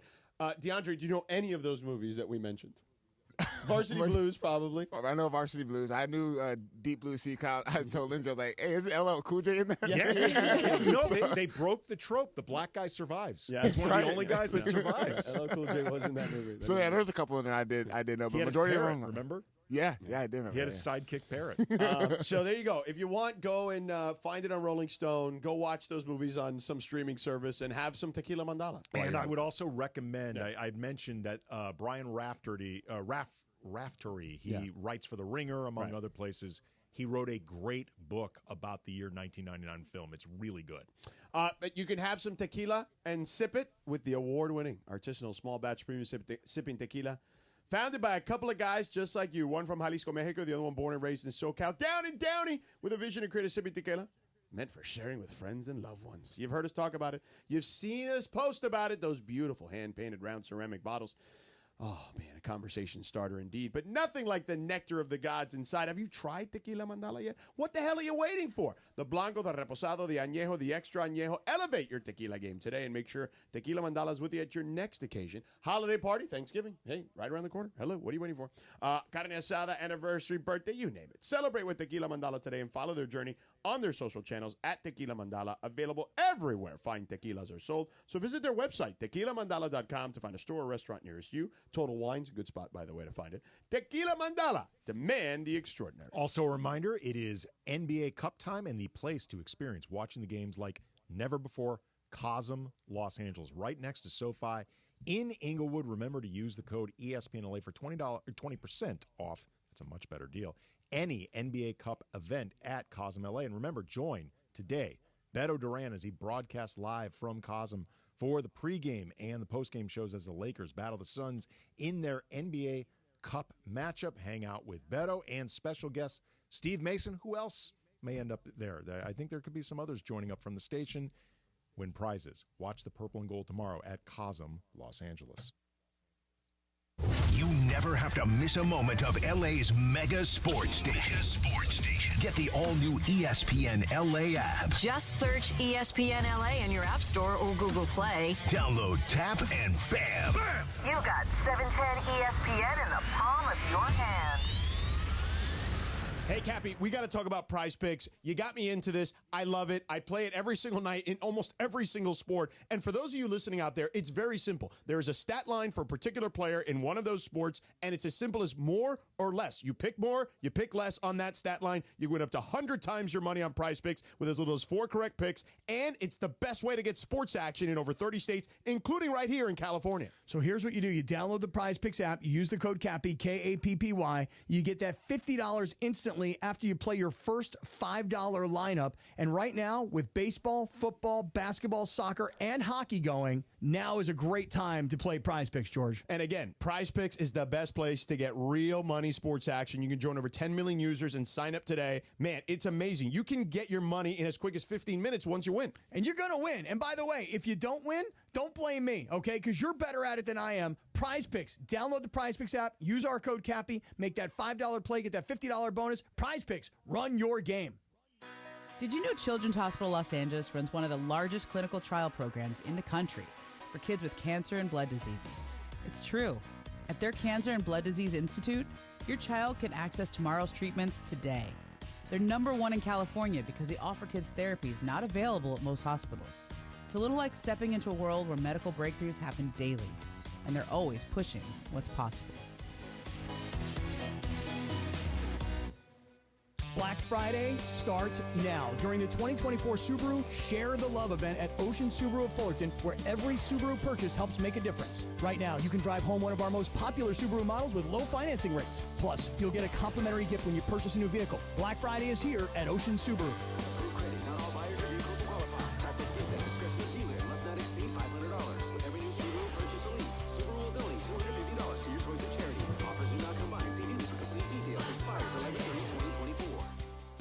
Hey, it's Evan Cohen from Unsportsmanlike. I have teamed up with Travis and DeMarco to tell you about personal injury attorney Joseph S. Normand and his all-star legal team. We've been talking about the law office of Joseph S. Normand for months, and they've helped listeners achieve maximum compensation that they deserve in an accident. Getting into an accident can be scary and frustrating dealing with insurance companies. Let the Normand All-Star team handle it for you. Visit normandlegal.com or 213-747-2000. The law offices of Joseph S. Normand, 213-747-2000.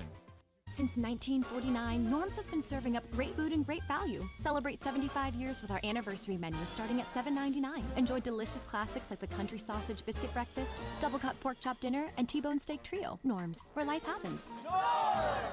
Every 40 seconds, a child is reported missing. That's 2,000 children every single day. It's a heart-wrenching reality that we can no longer ignore.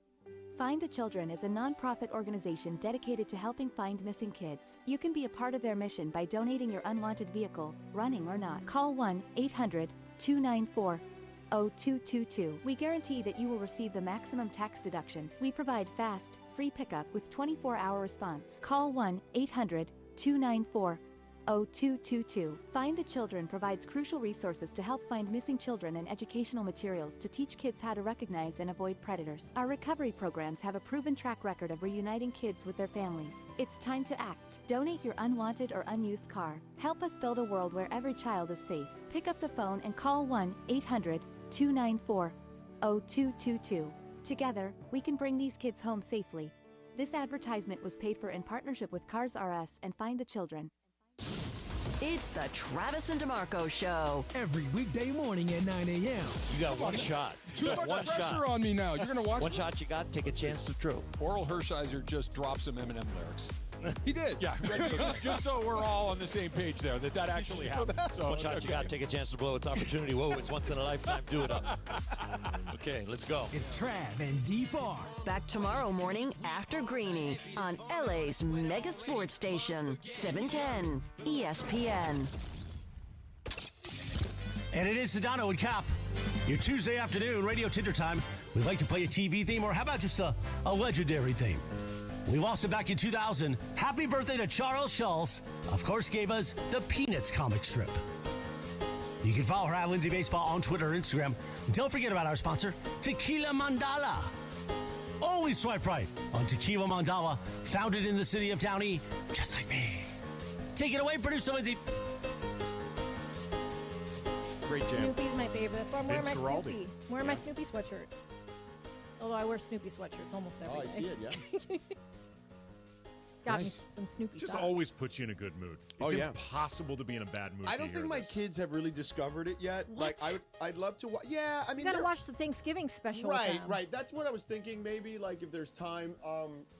I think that like kids are into whatever they're into. You know what I mean? Like they're different. It's a different era. You know what I mean? Nowadays it's a lot.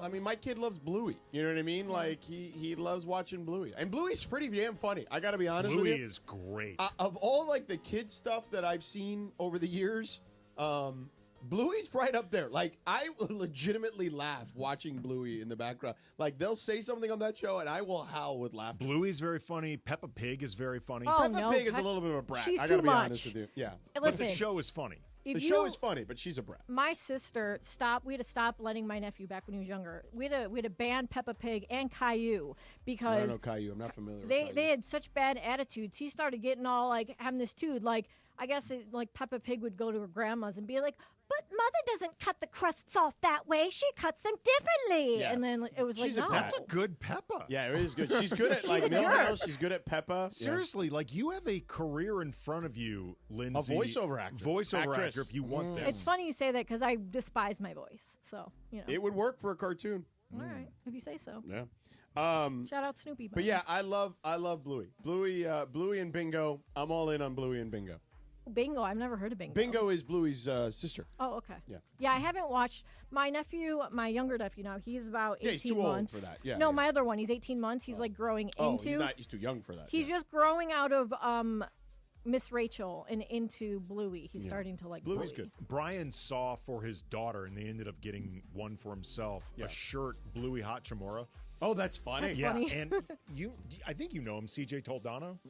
Yes, I don't know him, but I know. He actually made those. Yeah. And then I believe, unfortunately, they started getting ripped off. But CJ was the creator of the Bluey Hachimura shirts, which were fantastic. Yeah. All right. Well, Linz, what do you have? We haven't actually done a question All right, yet. so for a lot We've of just been people, doing cartoons. For a lot of people, football is everything, and losing. Football is life. It's your life. And it can ruin your days. It can ruin relationships. It can ruin all kinds of things. But what about losing a football game that feels as painful as a death in the family? Well, for Ohio State coach Ryan Day, it's that serious. Here's what he said in a recent interview about losing to Michigan.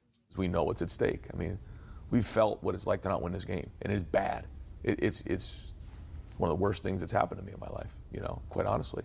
Other than losing my father and a few other things, like it's quite honestly for my family the worst thing that's happened. So we can never have that happen again, ever.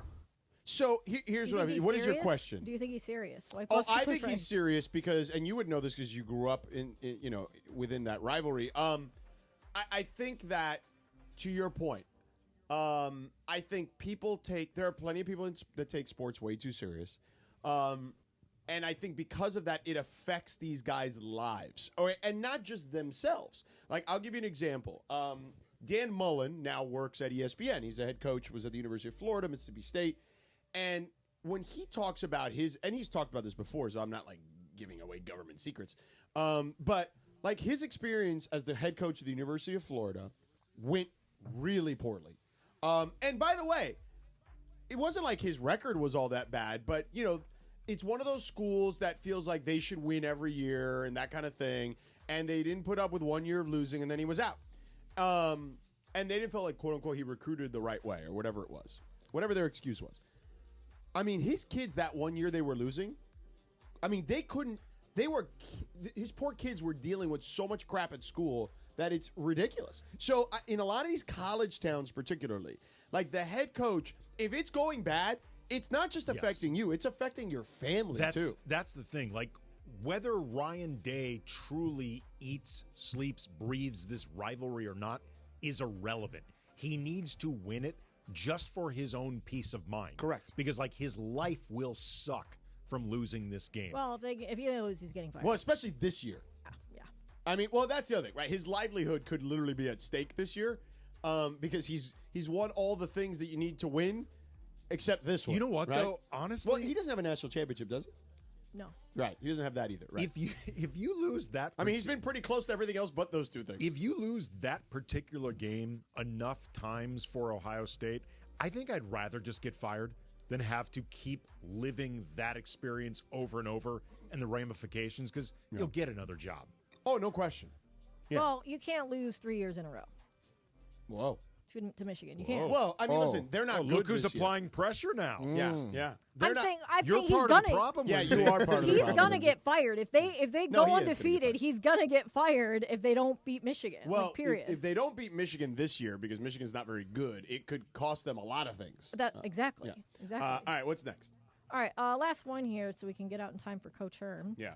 Herm Edwards, by the way, will join us in a moment. Theater chain AMC has urged viewers to stay quiet during the screening of Wicked. They have signs out in theaters that say, quote, "To guests seeing Wicked, we ask that you allow everyone to enjoy the cinema experience. Please refrain from singing during the show." So some people online, like, people are torn. Some are agreeing with AMC, like, okay, I don't want to hear you singing. I want to hear the movie. And then other people are like, oh, let them live. Like, The Rock was one of the people who are like, let people sing if they want to sing. So where do you guys fall in this argument, to sing or not to sing? I don't know. I mean, I'm not going to watch the movie, but I feel like it's a lot of kids watching the movie. So, like, you know, and maybe not little kids, but kids. Let them have fun at the movie theater. I don't care. I feel pretty strongly for at least the Wicked example, no singing. Really? You don't know if the people in the theater, this is their first time seeing this movie. So you want them to experience it in its... They're there to hear, like, Ariana Grande and Cynthia Erivo? I believe that's her. They want to hear them. Right. They're not there to hear the person next to them singing. See, but I have, like, if you're like a grown adult singing, then okay. Well, but, like, if you're a child going along with it, I don't have an issue. See, I think it's actually going to be more adults doing this than kids. Like, kids, it's drilled in their head, you're not allowed to do this. It's the adults that'll actually just start singing because they think, like, damn adults. they're entitled. They ruin everything. They do ruin It's everything. kind of like when you go to a concert and the artist, like, has an off night or lost their voice or whatever, and they just put the microphone out into the crowd the whole time. I don't want to hear everyone else sing. I want to hear you sing. Right. By the way, Radio Tinder is brought to us by our friends at Tequila Mandala. Always swipe right on Tequila Mandala. Award-winning small batch premium sippy tequila made from the finest mature agaves available everywhere fine tequilas are sold. Visit their website, tequilamandala.com, and demand the extraordinary with Tequila Mandala. All right, Herm Edwards is going to join us next. We'll talk football with him. But first, parents, listen, I know it's tough taking your kids to the dentist. Someone your kid can trust and enjoy going to the dentist with. I got the answer for you. It's Children's Dental Fun Zone. Let me tell you about my friends at Children's Dental Fun Zone. First of all, you walk into any of their 18 locations across the Southland, and your kids are going to be like, whoa, did we just walk into a cartoon? Like, where are we? All these locations got you covered in L.A. County, Orange County, the IE, and even in Oxnard. 805, shout out to you. All right, Children's Dental Fun Zone specializes in children's dentistry and orthodontics with state-of-the-art equipment and personal attention your kids deserve. At Children's Dental Fun Zone, here's how they put fun in the name. Every station, okay, has where they get their work done, has a big screen TV with kids' movies playing or cartoons or whatnot, iPads for the kids, toys for the kids in the waiting area, and for parents, they accept Medi-Cal, PPO, and HMO insurance plans. Here's the deal. You're going to take your kids to Children's Dental Fun Zone, like many of our listeners have, and your kids are going to go, Mom, Dad, when are we going back to Children's Dental Fun Zone? When are we going back to the dentist? Words you never thought you'd hear. So to book your child's first or next appointment at Children's Dental Fun Zone, visit their website, cdfzone.com. That's cdfzone.com. Or call them at 800-717-KIDS. That's 800-717-KIDS. Hey parents, another fun fact for you here from Children's Dental Fun Zone. They are open 7 days a week, so your child can be seen any day of the week, and they take emergencies, which is obviously something you need to be aware of because you never know when those emergencies will come about.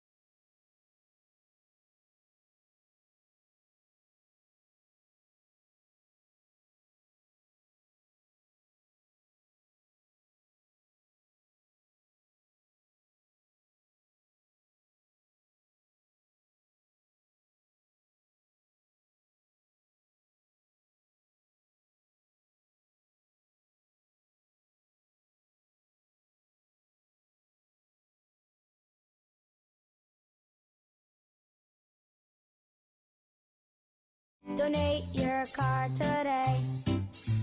1877 Cars for Kids. KARS Cars for Kids. 1877 Cars for Kids. Donate your car today. Donate your car today at carsforkids.org. That's cars with a K. Your car, running or not, can be picked up as soon as the next day. You'll get a maximum tax deduction and a vacation voucher. 1877 Cars for Kids. KARS Cars for Kids. 1877 Cars for Kids. Donate your car today. Now accepting donations of land, homes, buildings, or any kind of real estate. Paid for by Cars for Kids. Do you have trouble getting in and out of the bathtub? Are you afraid you'll slip and fall entering or exiting a tub? Safe Step walk-in tubs can transform your bathtub from an area of concern to a calming refuge. Call them today at 1-800-731-4558 and save $1,600. Safe Step walk-in tubs and showers are proudly made in Tennessee and offer an ultra-low step-in, avoiding that difficult climb over a traditional bathtub wall. They also offer a variety of therapeutic benefits that may help soothe your aching muscles and joints, increasing your mobility, boosting your energy, and improving your sleep. Safe Step walk-in tubs are designed to easily fit your existing tub space and are often installed in as little as one day. Just dial 1-800-731-4558 today to save $1,600 and receive a free shower package. That's 1-800-731-4558 for a free no-obligation consultation and to save $1,600. Safe Step walk-in tubs. Safety never felt so good. And it is Sedano Kap. Your Tuesday afternoon, don't forget, Beto. Lakers pregame live from Cosm, LA, coming up at 5:30. On this day in 1989, America's Funniest Home Video premiered on ABC. And on this day in 1976, the Sex Pistols released their debut single, Anarchy in the UK. It came from their only album, Nevermind the Bollocks. Here are the Sex Pistols. How about that? Sedano and Kap continues your Tuesday afternoon right now. I feel like we're going back in the Wayback Machine today on a lot of our discussions that are not including sports at the moment. But I will say this. We've got a lot of tweets about this list we did about movies a little while ago. The greatest 99 films of 1999, according to Rolling Stone. More so than we've gotten on the Lakers or any of the Chargers. Well, the Chargers, we did get a lot of tweets because the Raider fans were all bent out of shape about us talking about the Chargers. And trying to troll us about like the we Chargers. care. Like, Right. seriously. I don't care. No offense. I'm paid to have an opinion, not to care. The great Herm Edwards joins us now here, though. We'll talk some football with him. Herm, actually, always a pleasure to have you on. Yeah. I got to tell you this. I called your alma mater Cows. Big game this weekend against Stanford. First time in that atmosphere. I didn't know what to expect because it could be sleepy sometimes at California Memorial Stadium. No. But not that game. That thing was fun, electric, and came down to the wire. Yeah, I can remember going up there, playing in that game, watching it a couple times. They were recruiting me out of high school and then playing in it when I was a freshman. And believe it or not, Jim Plunkett was the quarterback. He was right, for Stanford, then, right? And, for Stanford. And I ended up getting an interception in the game. Wow. And, helped us win that game. But that's quite a rivalry game, man. It's something to behold. It's a quiet kind of rivalry. I think people in Northern California know about it, but I mean, nationally they don't know about it. That's a big deal. Yeah. It's. Obviously they've had so many iconic finishes. The play, everyone knows the band on the field. Obviously, the John Elway game. There's been so many of them over the years. It was the 127th. So when I was doing the prep for it, it was great. So the first time in the ACC. I know that still sounds weird to everybody, but it is what it is. But a great game nonetheless. Great atmosphere, fun finish, and your guys won, Herm. So there's that. Yeah, no, I can remember back in the day. This is what's so funny about this now, this conference realignment and all these other. It used to be since the Pac-8. Right. Yeah. Right. You know what I mean? It goes that far back, but great conference back in the day too when it was the Pac-8. Yeah, the fact that it's not together now is still weird to me and a travesty in a lot of ways. But what are you going to do, Herm? What are the Chargers? If the Ravens are like in the heavyweight division? What would the Chargers be? Would they be middleweights? Now, yeah, it's funny you say that because I thought about the game when I was watching. I said, this is the heavyweight fighting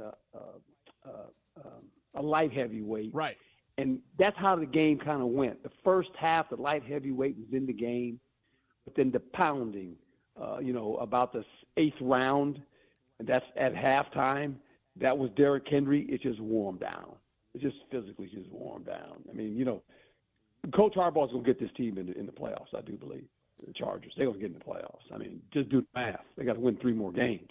They win 3 more, they're going to win 10. They're definitely going to get in, I think. So, but that didn't surprise me. I thought when he took over, this team would have a different identity.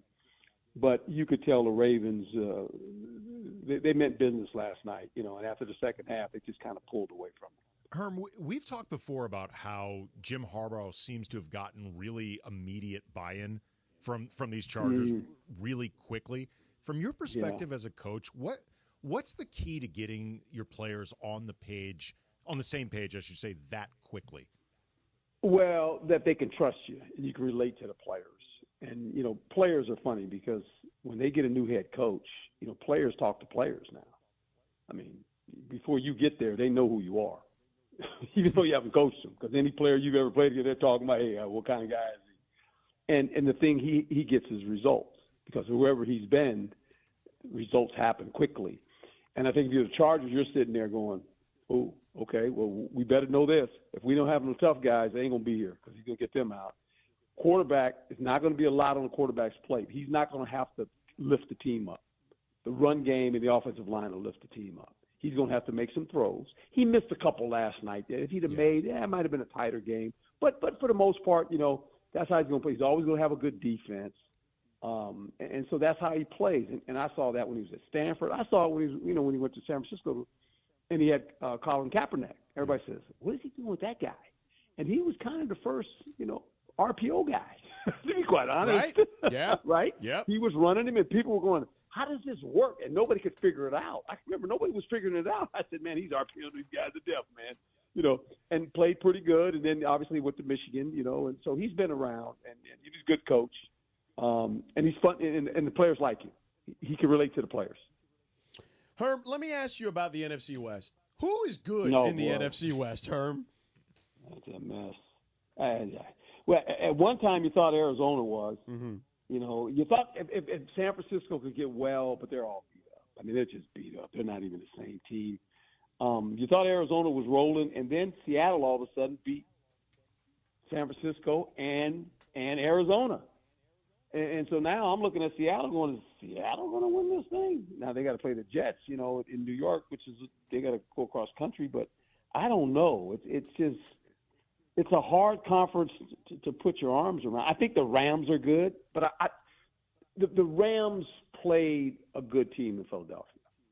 But on the other flip side of it, I thought I wanted to see Philly play the Rams because I wanted to see could they hold up against the passing game, against a good quarterback, good receivers. Yeah. And I'll tell you what happened, what I saw. If this happened, if it continued, that defensive front of Philadelphia, they showed up last night. Mm-hmm. That was the best game they played all year, guys. Yep. I mean, I've watched, because, I'm an old Eagles guy. I got to watch my Eagles, And I watched those guys last night and went, whoa, they play like that now. They played salty last night now. Can they continue to do that? DeAndre, one of our producers, big Eagles fan. We had Tim Legler on here the other day, Herman. Legler's a big Commanders guy. You know what I'm saying? So we had DeAndre and him. He was talking smack to Legler the other day. That's right, man. I had to have him know, man. The Eagles ain't playing, man. Right? He let him know, Coach, and they have not been playing. Yeah. They've won, 7 in a row? 7 in a row, man. 9-2. Seven in a row. The They're Eagles. rolling. They're rolling right now. It's. I think at the end, it's going to be the two heavyweights. It's going to be them in Detroit. See each other at the end. Yeah, I think that's what's going to happen in the championship game. We are the Rams station over here, Herm. If you were looking at who's going to try to win this division, if you were to break down the Rams, how they could get over the hump, but assuming everybody stays healthy, what do you think is the key for them to ultimately come out on top of the NFC West, win that thing? Well, I just think as long as they can keep Stafford up and protect him, they'll be in every football game. Because they have those receivers, Cooper Kupp, and Puka Kanua, Nua. I mean, and they got a tight end. They got a good runner. They're balanced on offense. The quarterback has played in a lot of games. Playoff competition won't bother him one bit. He'll be very comfortable, and he's got still a live arm, guys. I mean, he could throw it anywhere. Yeah. I mean, it's just Yeah. wow. Yeah. He can still play football. Now he ain't an old guy running around. He can still throw it. Defense is good enough. So I think if I was betting right now, I'm probably going to bet on them to win the division. Right. They got Come on, 3 let's games go. left. They got one with the Niners, one with the Cardinals, and one with the Seahawks still. I mean, think about the division. 2 teams, what are they, 6-5, and the other 2 teams are 5-6. Yep. I mean, come on. Yeah. You know. Yeah. Is this the year the Bills can get the Chiefs, Herm? That would be. They got to beat them in the playoffs, and I know that's on their mind because that's all that matters. They have to beat them in the playoffs, and that's where the Chiefs are so good. They've kind of been messing around. I say they've just kind of been messing around because I say this is what I do believe. I believe when you're a team like the Chiefs, when you're a team like the Philadelphia Eagles, and you run deep into the playoffs 2 or 3 years in a row, you're tired. You're beat up. You're emotionally tired. That's a lot. You're playing 5 to 6 more games than everybody else does in the National Football League because you're constantly in the playoffs. And I think you can see that a little bit with Kansas City. They're kind of weird. They're like, But here's what they do. They keep it close. Yep. And if you let them hang around, they know. We know the story. Yeah. We've seen the story, guys. Mm-hmm. When we were playing night before last, I went, okay, really? You're going to give the ball to 15. We've seen this. I cut the TV off. I said they're going to win. Because that's what they do. Yeah. To your point, they have so much muscle memory at the end of games over all these years that, there's not a situation they haven't seen at this point. No. And they got the best quarterback on the planet, you know, and he puts it. And you know what is funny? He always seems to run down that left sideline, too. Yeah. it just opens up for him, right? He just opens, and he runs down there, and he looks like he's going to run out of bounds, and he runs another 10 yards. I said, we've seen this movie so many times. Yeah. It's wild, man. He's so fun to watch. He's been really fun. So, Herm, it's always fun to chat with you, my friend. Thank you so much. Happy Thanksgiving, and thanks for taking time for us. You guys have the same. Anytime, my friends. I appreciate you both. There you go. There he is, the great Herm Edwards with us here on 7. The coach in him came through when he's noticing Mahomes down the left side. It was like, go to the left. Left side. Go. Yeah. Guys, go. And speaking of which, you know what? You can get it on Mahomes on Prize Picks this week. Download the Prize Picks app. Use the promo code Kappy, Kappy. It's very simple. There's a statistical line for each individual player in every sport. Football, hockey, basketball, darts even. You name it. They got it. And all you need to do is go more or less on that statistical line. It's really that simple. You can win up to 100 times your money on Prize Picks with as little as 4 correct picks. And get this, they're giving you a free square. All right, Thanksgiving Day, Dolphins, Packers, Tyreek Hill only needs to get half a receiving yard to cash his free pick. All right? It's that simple. He's going to get a yard. All right? So 4 picks correct, up to 100 times your money. It's the only place in the state of California where you can, or the only place in the state of California where you can get action on sports. And once you win, get your money within 15 minutes, man. If you use the promo code Kappy right now, you get a $50 bonus when you make a $5 play. It's that simple, man. Get it on Prize Picks. Download the Prize Picks app. Use the promo code Kappy, Kappy. Prize Picks. Run your game. Lakers, next.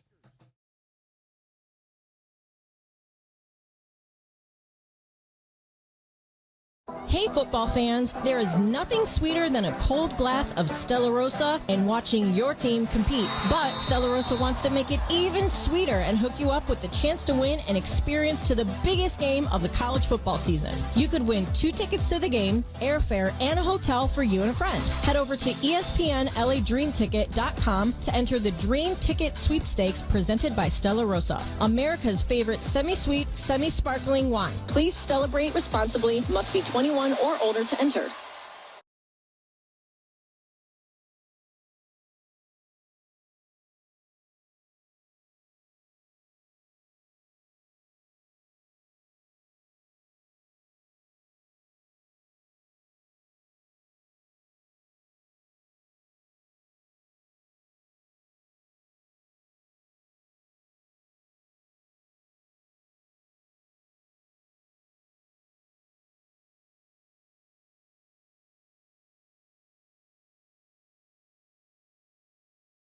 A broken water line, a burst supply line, a broken fire sprinkler. Whatever the water damage is at home, call Avner Gatt today. 818-917-5256.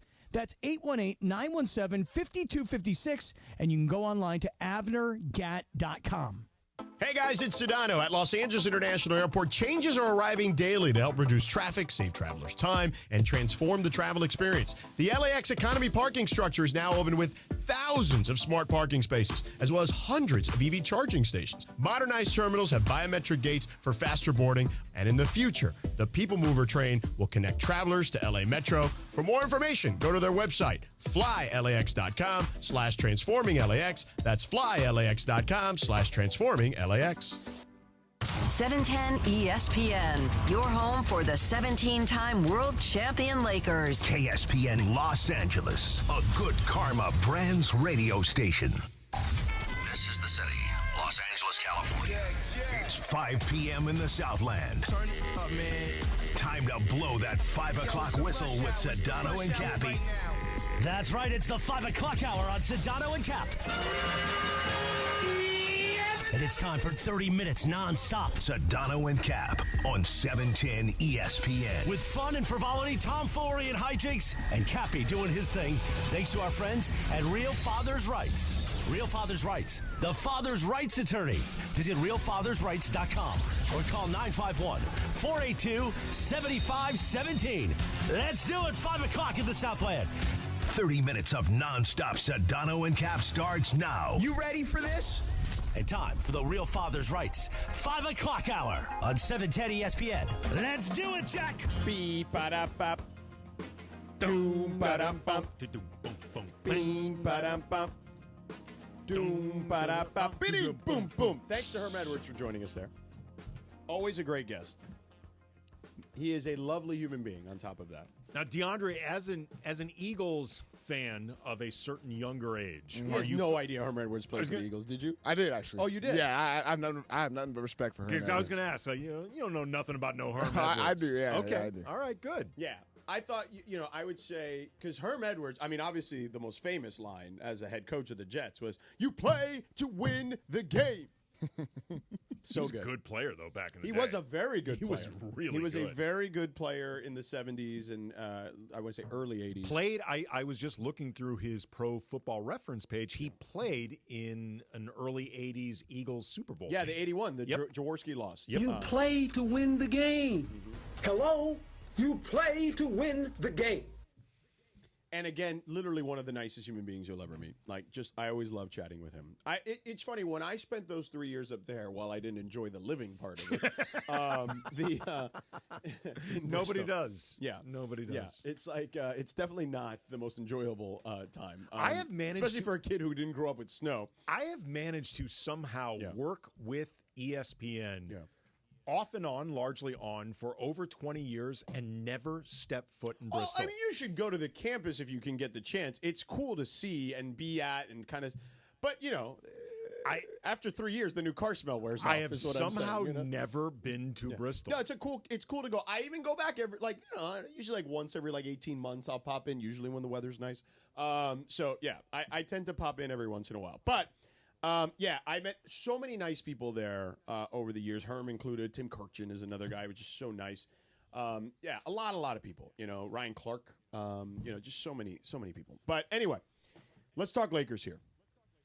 Because they're coming up at 5:30. Beto's going to be from Cosm, right? Cosm tonight? He is going to be at Cosm, NBA Cup time, the place to experience watching the games like never before. Cosm, Los Angeles, right next to SoFi in Inglewood. Remember to use the code ESPNLA for 20% off any NBA Cup event at Cosm LA. Reminder, as you just said, Beto Duran's going to be broadcasting live. Mason's going to be hanging out. He is going to be hanging out there. His special guest for the NBA Cup matchup.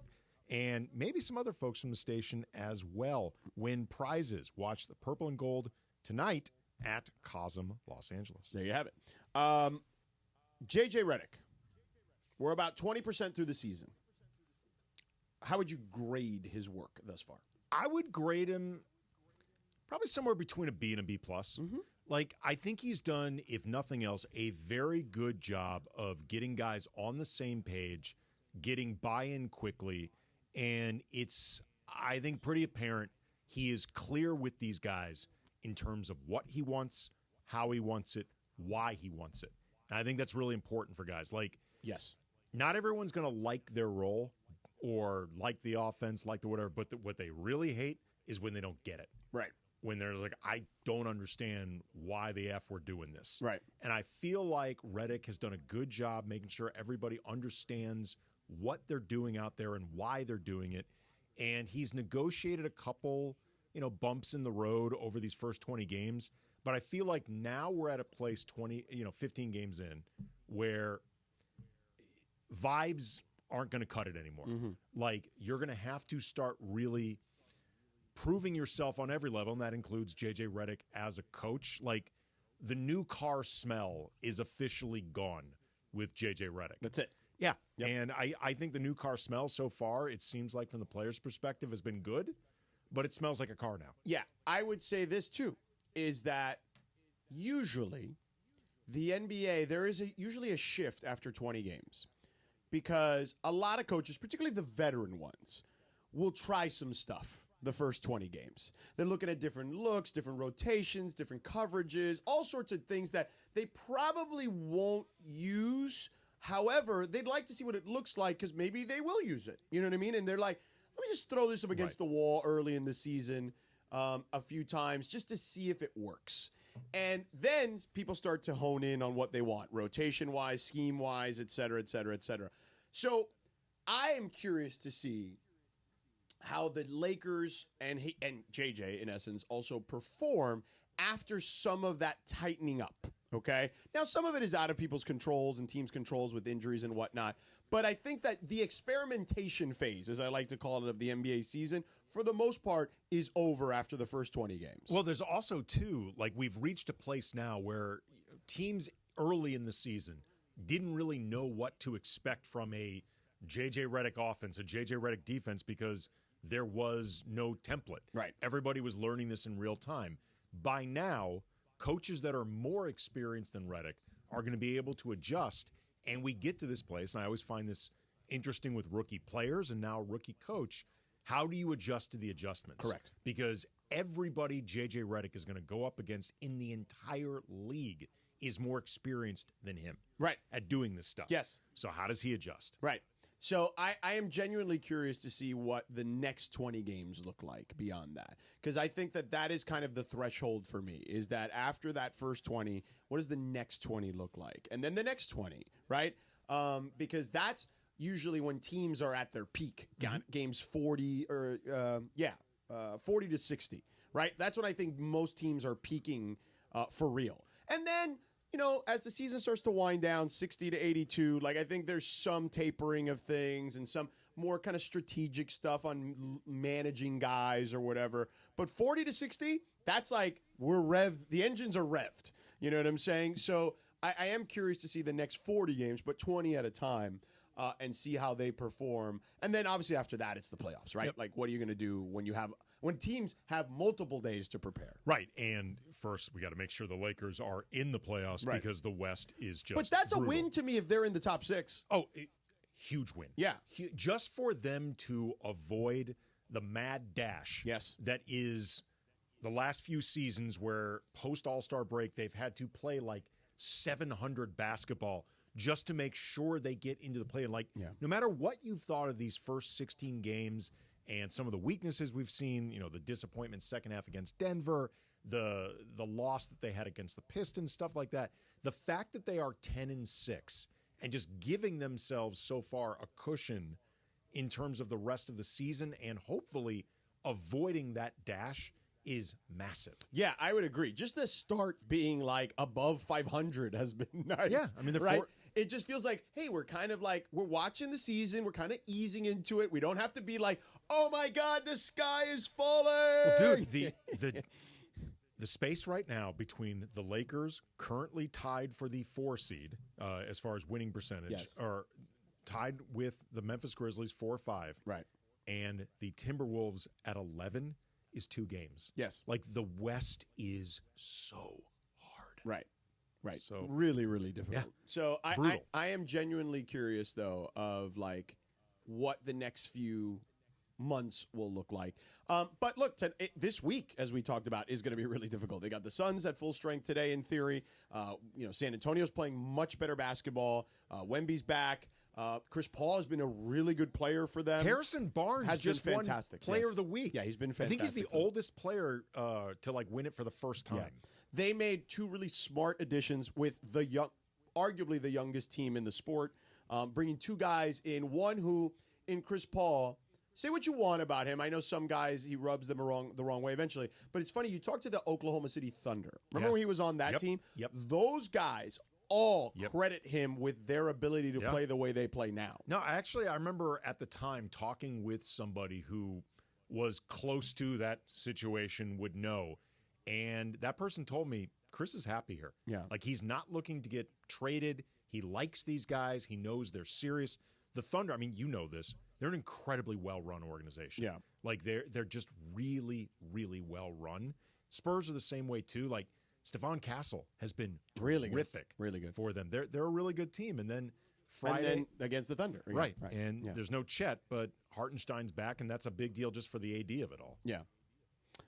For the AD of it all. I like that. By the way, you go to Minnesota pretty soon, too. Yeah. Cappy, I feel like, would be totally in on Isaiah Hartenstein.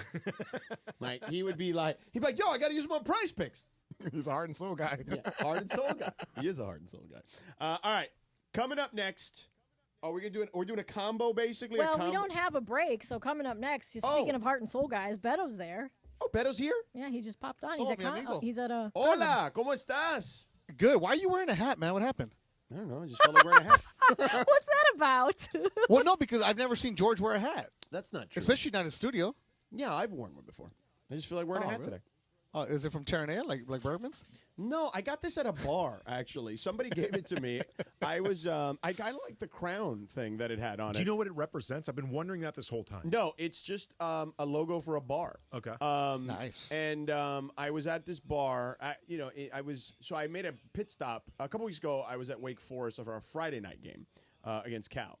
And I made a quick pit stop to see my mom in Miami since I was already in North Carolina and I had a day, Saturday, time to go. So I went in the morning, and then I had lunch with Dan Lebitard, and we were at this bar together. And the owner of the bar recognized him. He was like, "Can I give you guys some free hats?" And I was like, "Sure, I'll take a free hat. Why not?" Oh, heck yeah. So- You're pulling a Cappy. Yeah, Right. man. Can I get 3? Yeah, and I liked it. It was nice. Cappy would have definitely asked for 3 for sure. Hey, by the way, George, not to kiss up to you, man, but you did a great job on the Stanford call over the weekend. I mean, the Cal call over the weekend. Because I was listening, because we know the quarterback, Fernando Cubano, Mendoza. right? Yeah. Yeah, and I was listening as I was getting ready to do something. I had you on in the background. You painted a great picture, man. Not to kiss up to you, but you did a real good job. Because I remember when you started, man, you really elevated that game, man. So just kudos to you. Thank you, buddy. I appreciate it. Yeah, he's a great kid. Yeah. I'm not saying that just because he's also Cuban, but he is a great kid. And, I'm sure if you just go find him on the internet, his post-game walk-off with our sideline reporter, Morgan Uber, kid is legit crying, super emotional, just won the rivalry game, on a 98-yard drive. It was nuts. That's awesome. It was That's cool the kid who could have gone to an Ivy League. He's out of Miami, Yale. Andy. Yeah. He could have gone to Yale, and he turned it down to compete at a higher level, and he went to Cal. Basically, they didn't promise him anything. He has a 4.4 GPA, that kind of kid. I was going to say, He you're bet not on losing himself. much in the terms of the academics going to Cal. Right. You're going to get plenty of education over there. But he bet on himself, and look at that, man. Yeah, he's one of your guys. Danny Hernandez, the quarterback guru. So we chatted about him a ton over the season. Just a sweetheart of a kid. When kind of like we were talking about Herm and those guys. I'm around a lot of coaches and kids this time of year, and he's easily in my top 5 of wow, that kid is impressive. You know what I mean? He is really well put together. So, yeah. 6'4", dude. He's a dude. And he can run for a big, tall dude. I was kind of surprised. He had a 50-yard run in this game. Good for him. But anyway, thank you, buddy. I appreciate that. Yeah, no problem. So let's talk some Lakers basketball. So, all right, bye, guys. See ya. Wait, we still got to do You know deal or it's no funny? deal and dealer's choice. you know it's funny. You and you're at Cosm, and I want to know about that in a second. But fantastic. So I was on Twitter the other day, and I'm scrolling through Twitter, and somebody that I follow that's a Nuggets person had a video of you giving Jokic the player of the game, and they were saying when the other team is Jokic, and it's you should. He was a monster. We don't sugarcoat it. John and Michael do a great job of telling you the truth on the broadcast, and in the post game, the game changer, the player of the game, we're going to be absolutely completely honest with you. I mean, we want the Lakers to win because it's good for business, but Jokic, that game was fantastic in that game, man. He was awesome. He was awesome. awesome. No problem. He was always awesome. Game changer that game was Michael Porter Jr. to me. Yeah, he was very good, too. I think I did. I think I went with Porter. I know I went with both Nuggets that game. Yeah. I mean, what am I going to do? All right. Tell me about Cosm right now, bro.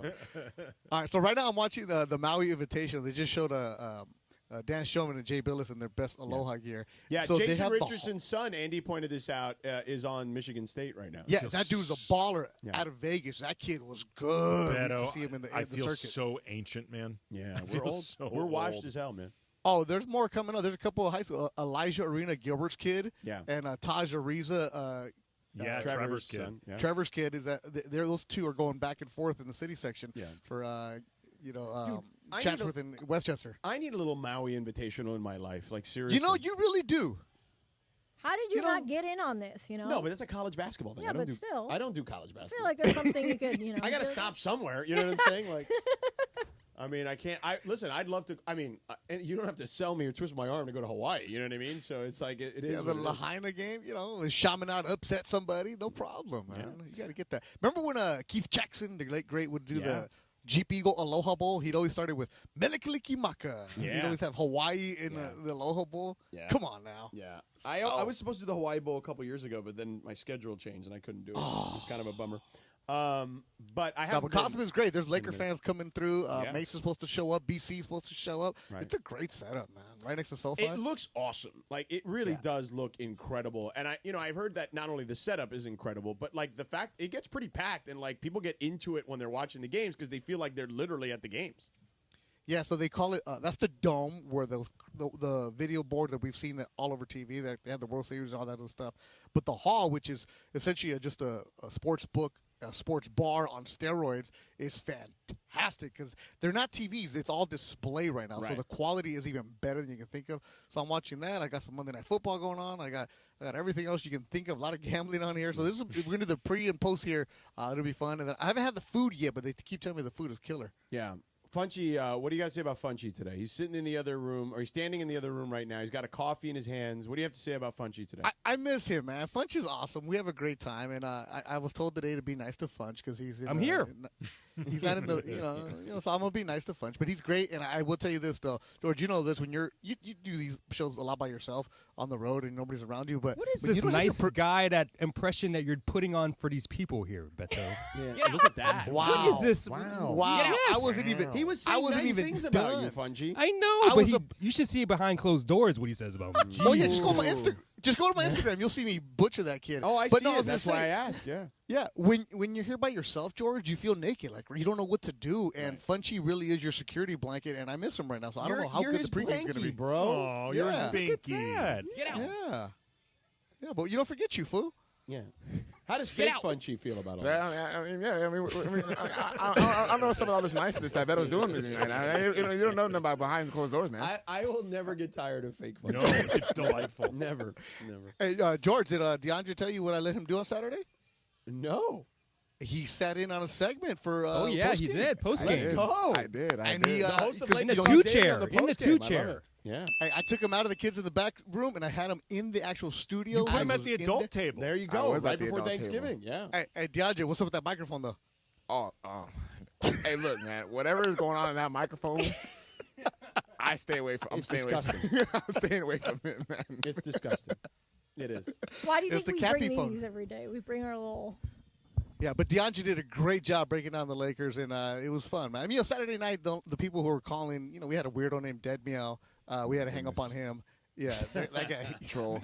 He's a member of the circle. Yes. No, he's not. He's a member the of his outlaw. own world. He's the villain. As Funchy said, he's a better typer.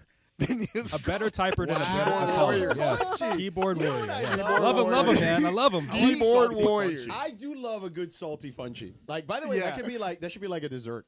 Salty Oh my God. Funchy George, was, yeah. He was being salty the other day.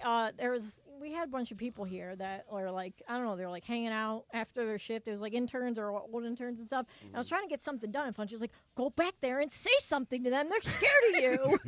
And I was like, oh, They are scared of you. And he's like, oh, say something. I was like, oh, I might put my foot down. You got a like rep. Funchy style. You got a rep, so you Yeah. can maintain it. Hey, George, Funchy was yelling at me to get to the Anthony Davis sound on Saturday, right, DeAndre? I was trying to set it up. He's like, just play it. Nobody wants to hear it. No one wants to hear. No one wants to hear. Yes, No one wants to hear JJ. We want to hear JJ. Good for you, Funchy. Exactly. He's over there, laughing along, talking about the Lakers. It's a loss. We need to hear from the coach. Absolutely. I mean, he's not wrong, bro. People want to hear from JJ. I love your voice too, but yeah, after a loss, George, good job, good producing, Funchy. I was trying to set it up and say, okay, here's what JJ had to say, and he was like, no, just go, don't. Gee, and I was scared. He's like, DeAndre saw me. Look, man, we don't want to hear you no more, man. We want to get the JJ, man. We want to get the JJ, man. But yeah, and then your best friend Dead Meow calls. He had somebody else call for him, right? And then he took the phone and said he froze. George, he froze when the phone went to him. He said, "LeBron sucks, Lakers suck," and then that was it. And I hung up on him. That's all he had. That's all he had. That's weak. Yeah, By the way, I'm going to let people behind the curtain here for a second. So Christopher has just texted me that he wants me to cut liners for the Thanksgiving Your holiday. favorite. Yes, my favorite. And so here's what he wants me to cut. So it's so funny. Like I may actually read it verbatim just to piss him off. It's going to say, "It's Sedano. Wanted to take a moment to wish you all wish all of our incredible fans a happy Thanksgiving weekend. Parentheses, ad lib, what you're thankful for. Bits or events, show station, family, sports, food, etc." I may read it like that just to upset him. Do it. Yes. Just to upset him. I hate those just ad lib. Yeah. Just vamp. Just to upset him. I may just do that. Use your own personal experience.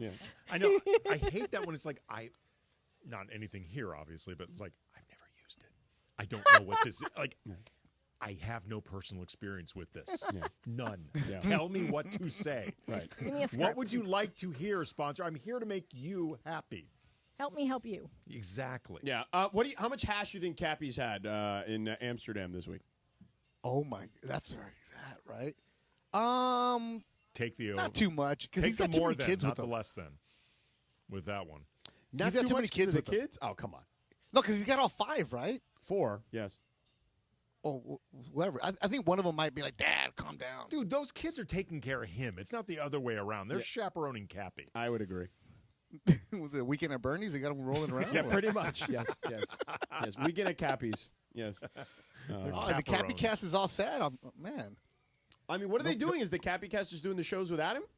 No, there's no way they do it by themselves. No, they have. I've heard them before. No way. They're probably playing best ofs. No, they do the show. The Capettes work without Cappy? Those guys are good, man. I like them. I like them without Cappy. They're good. Yeah, they don't need Cappy. I think Cappy holds them back, if anything.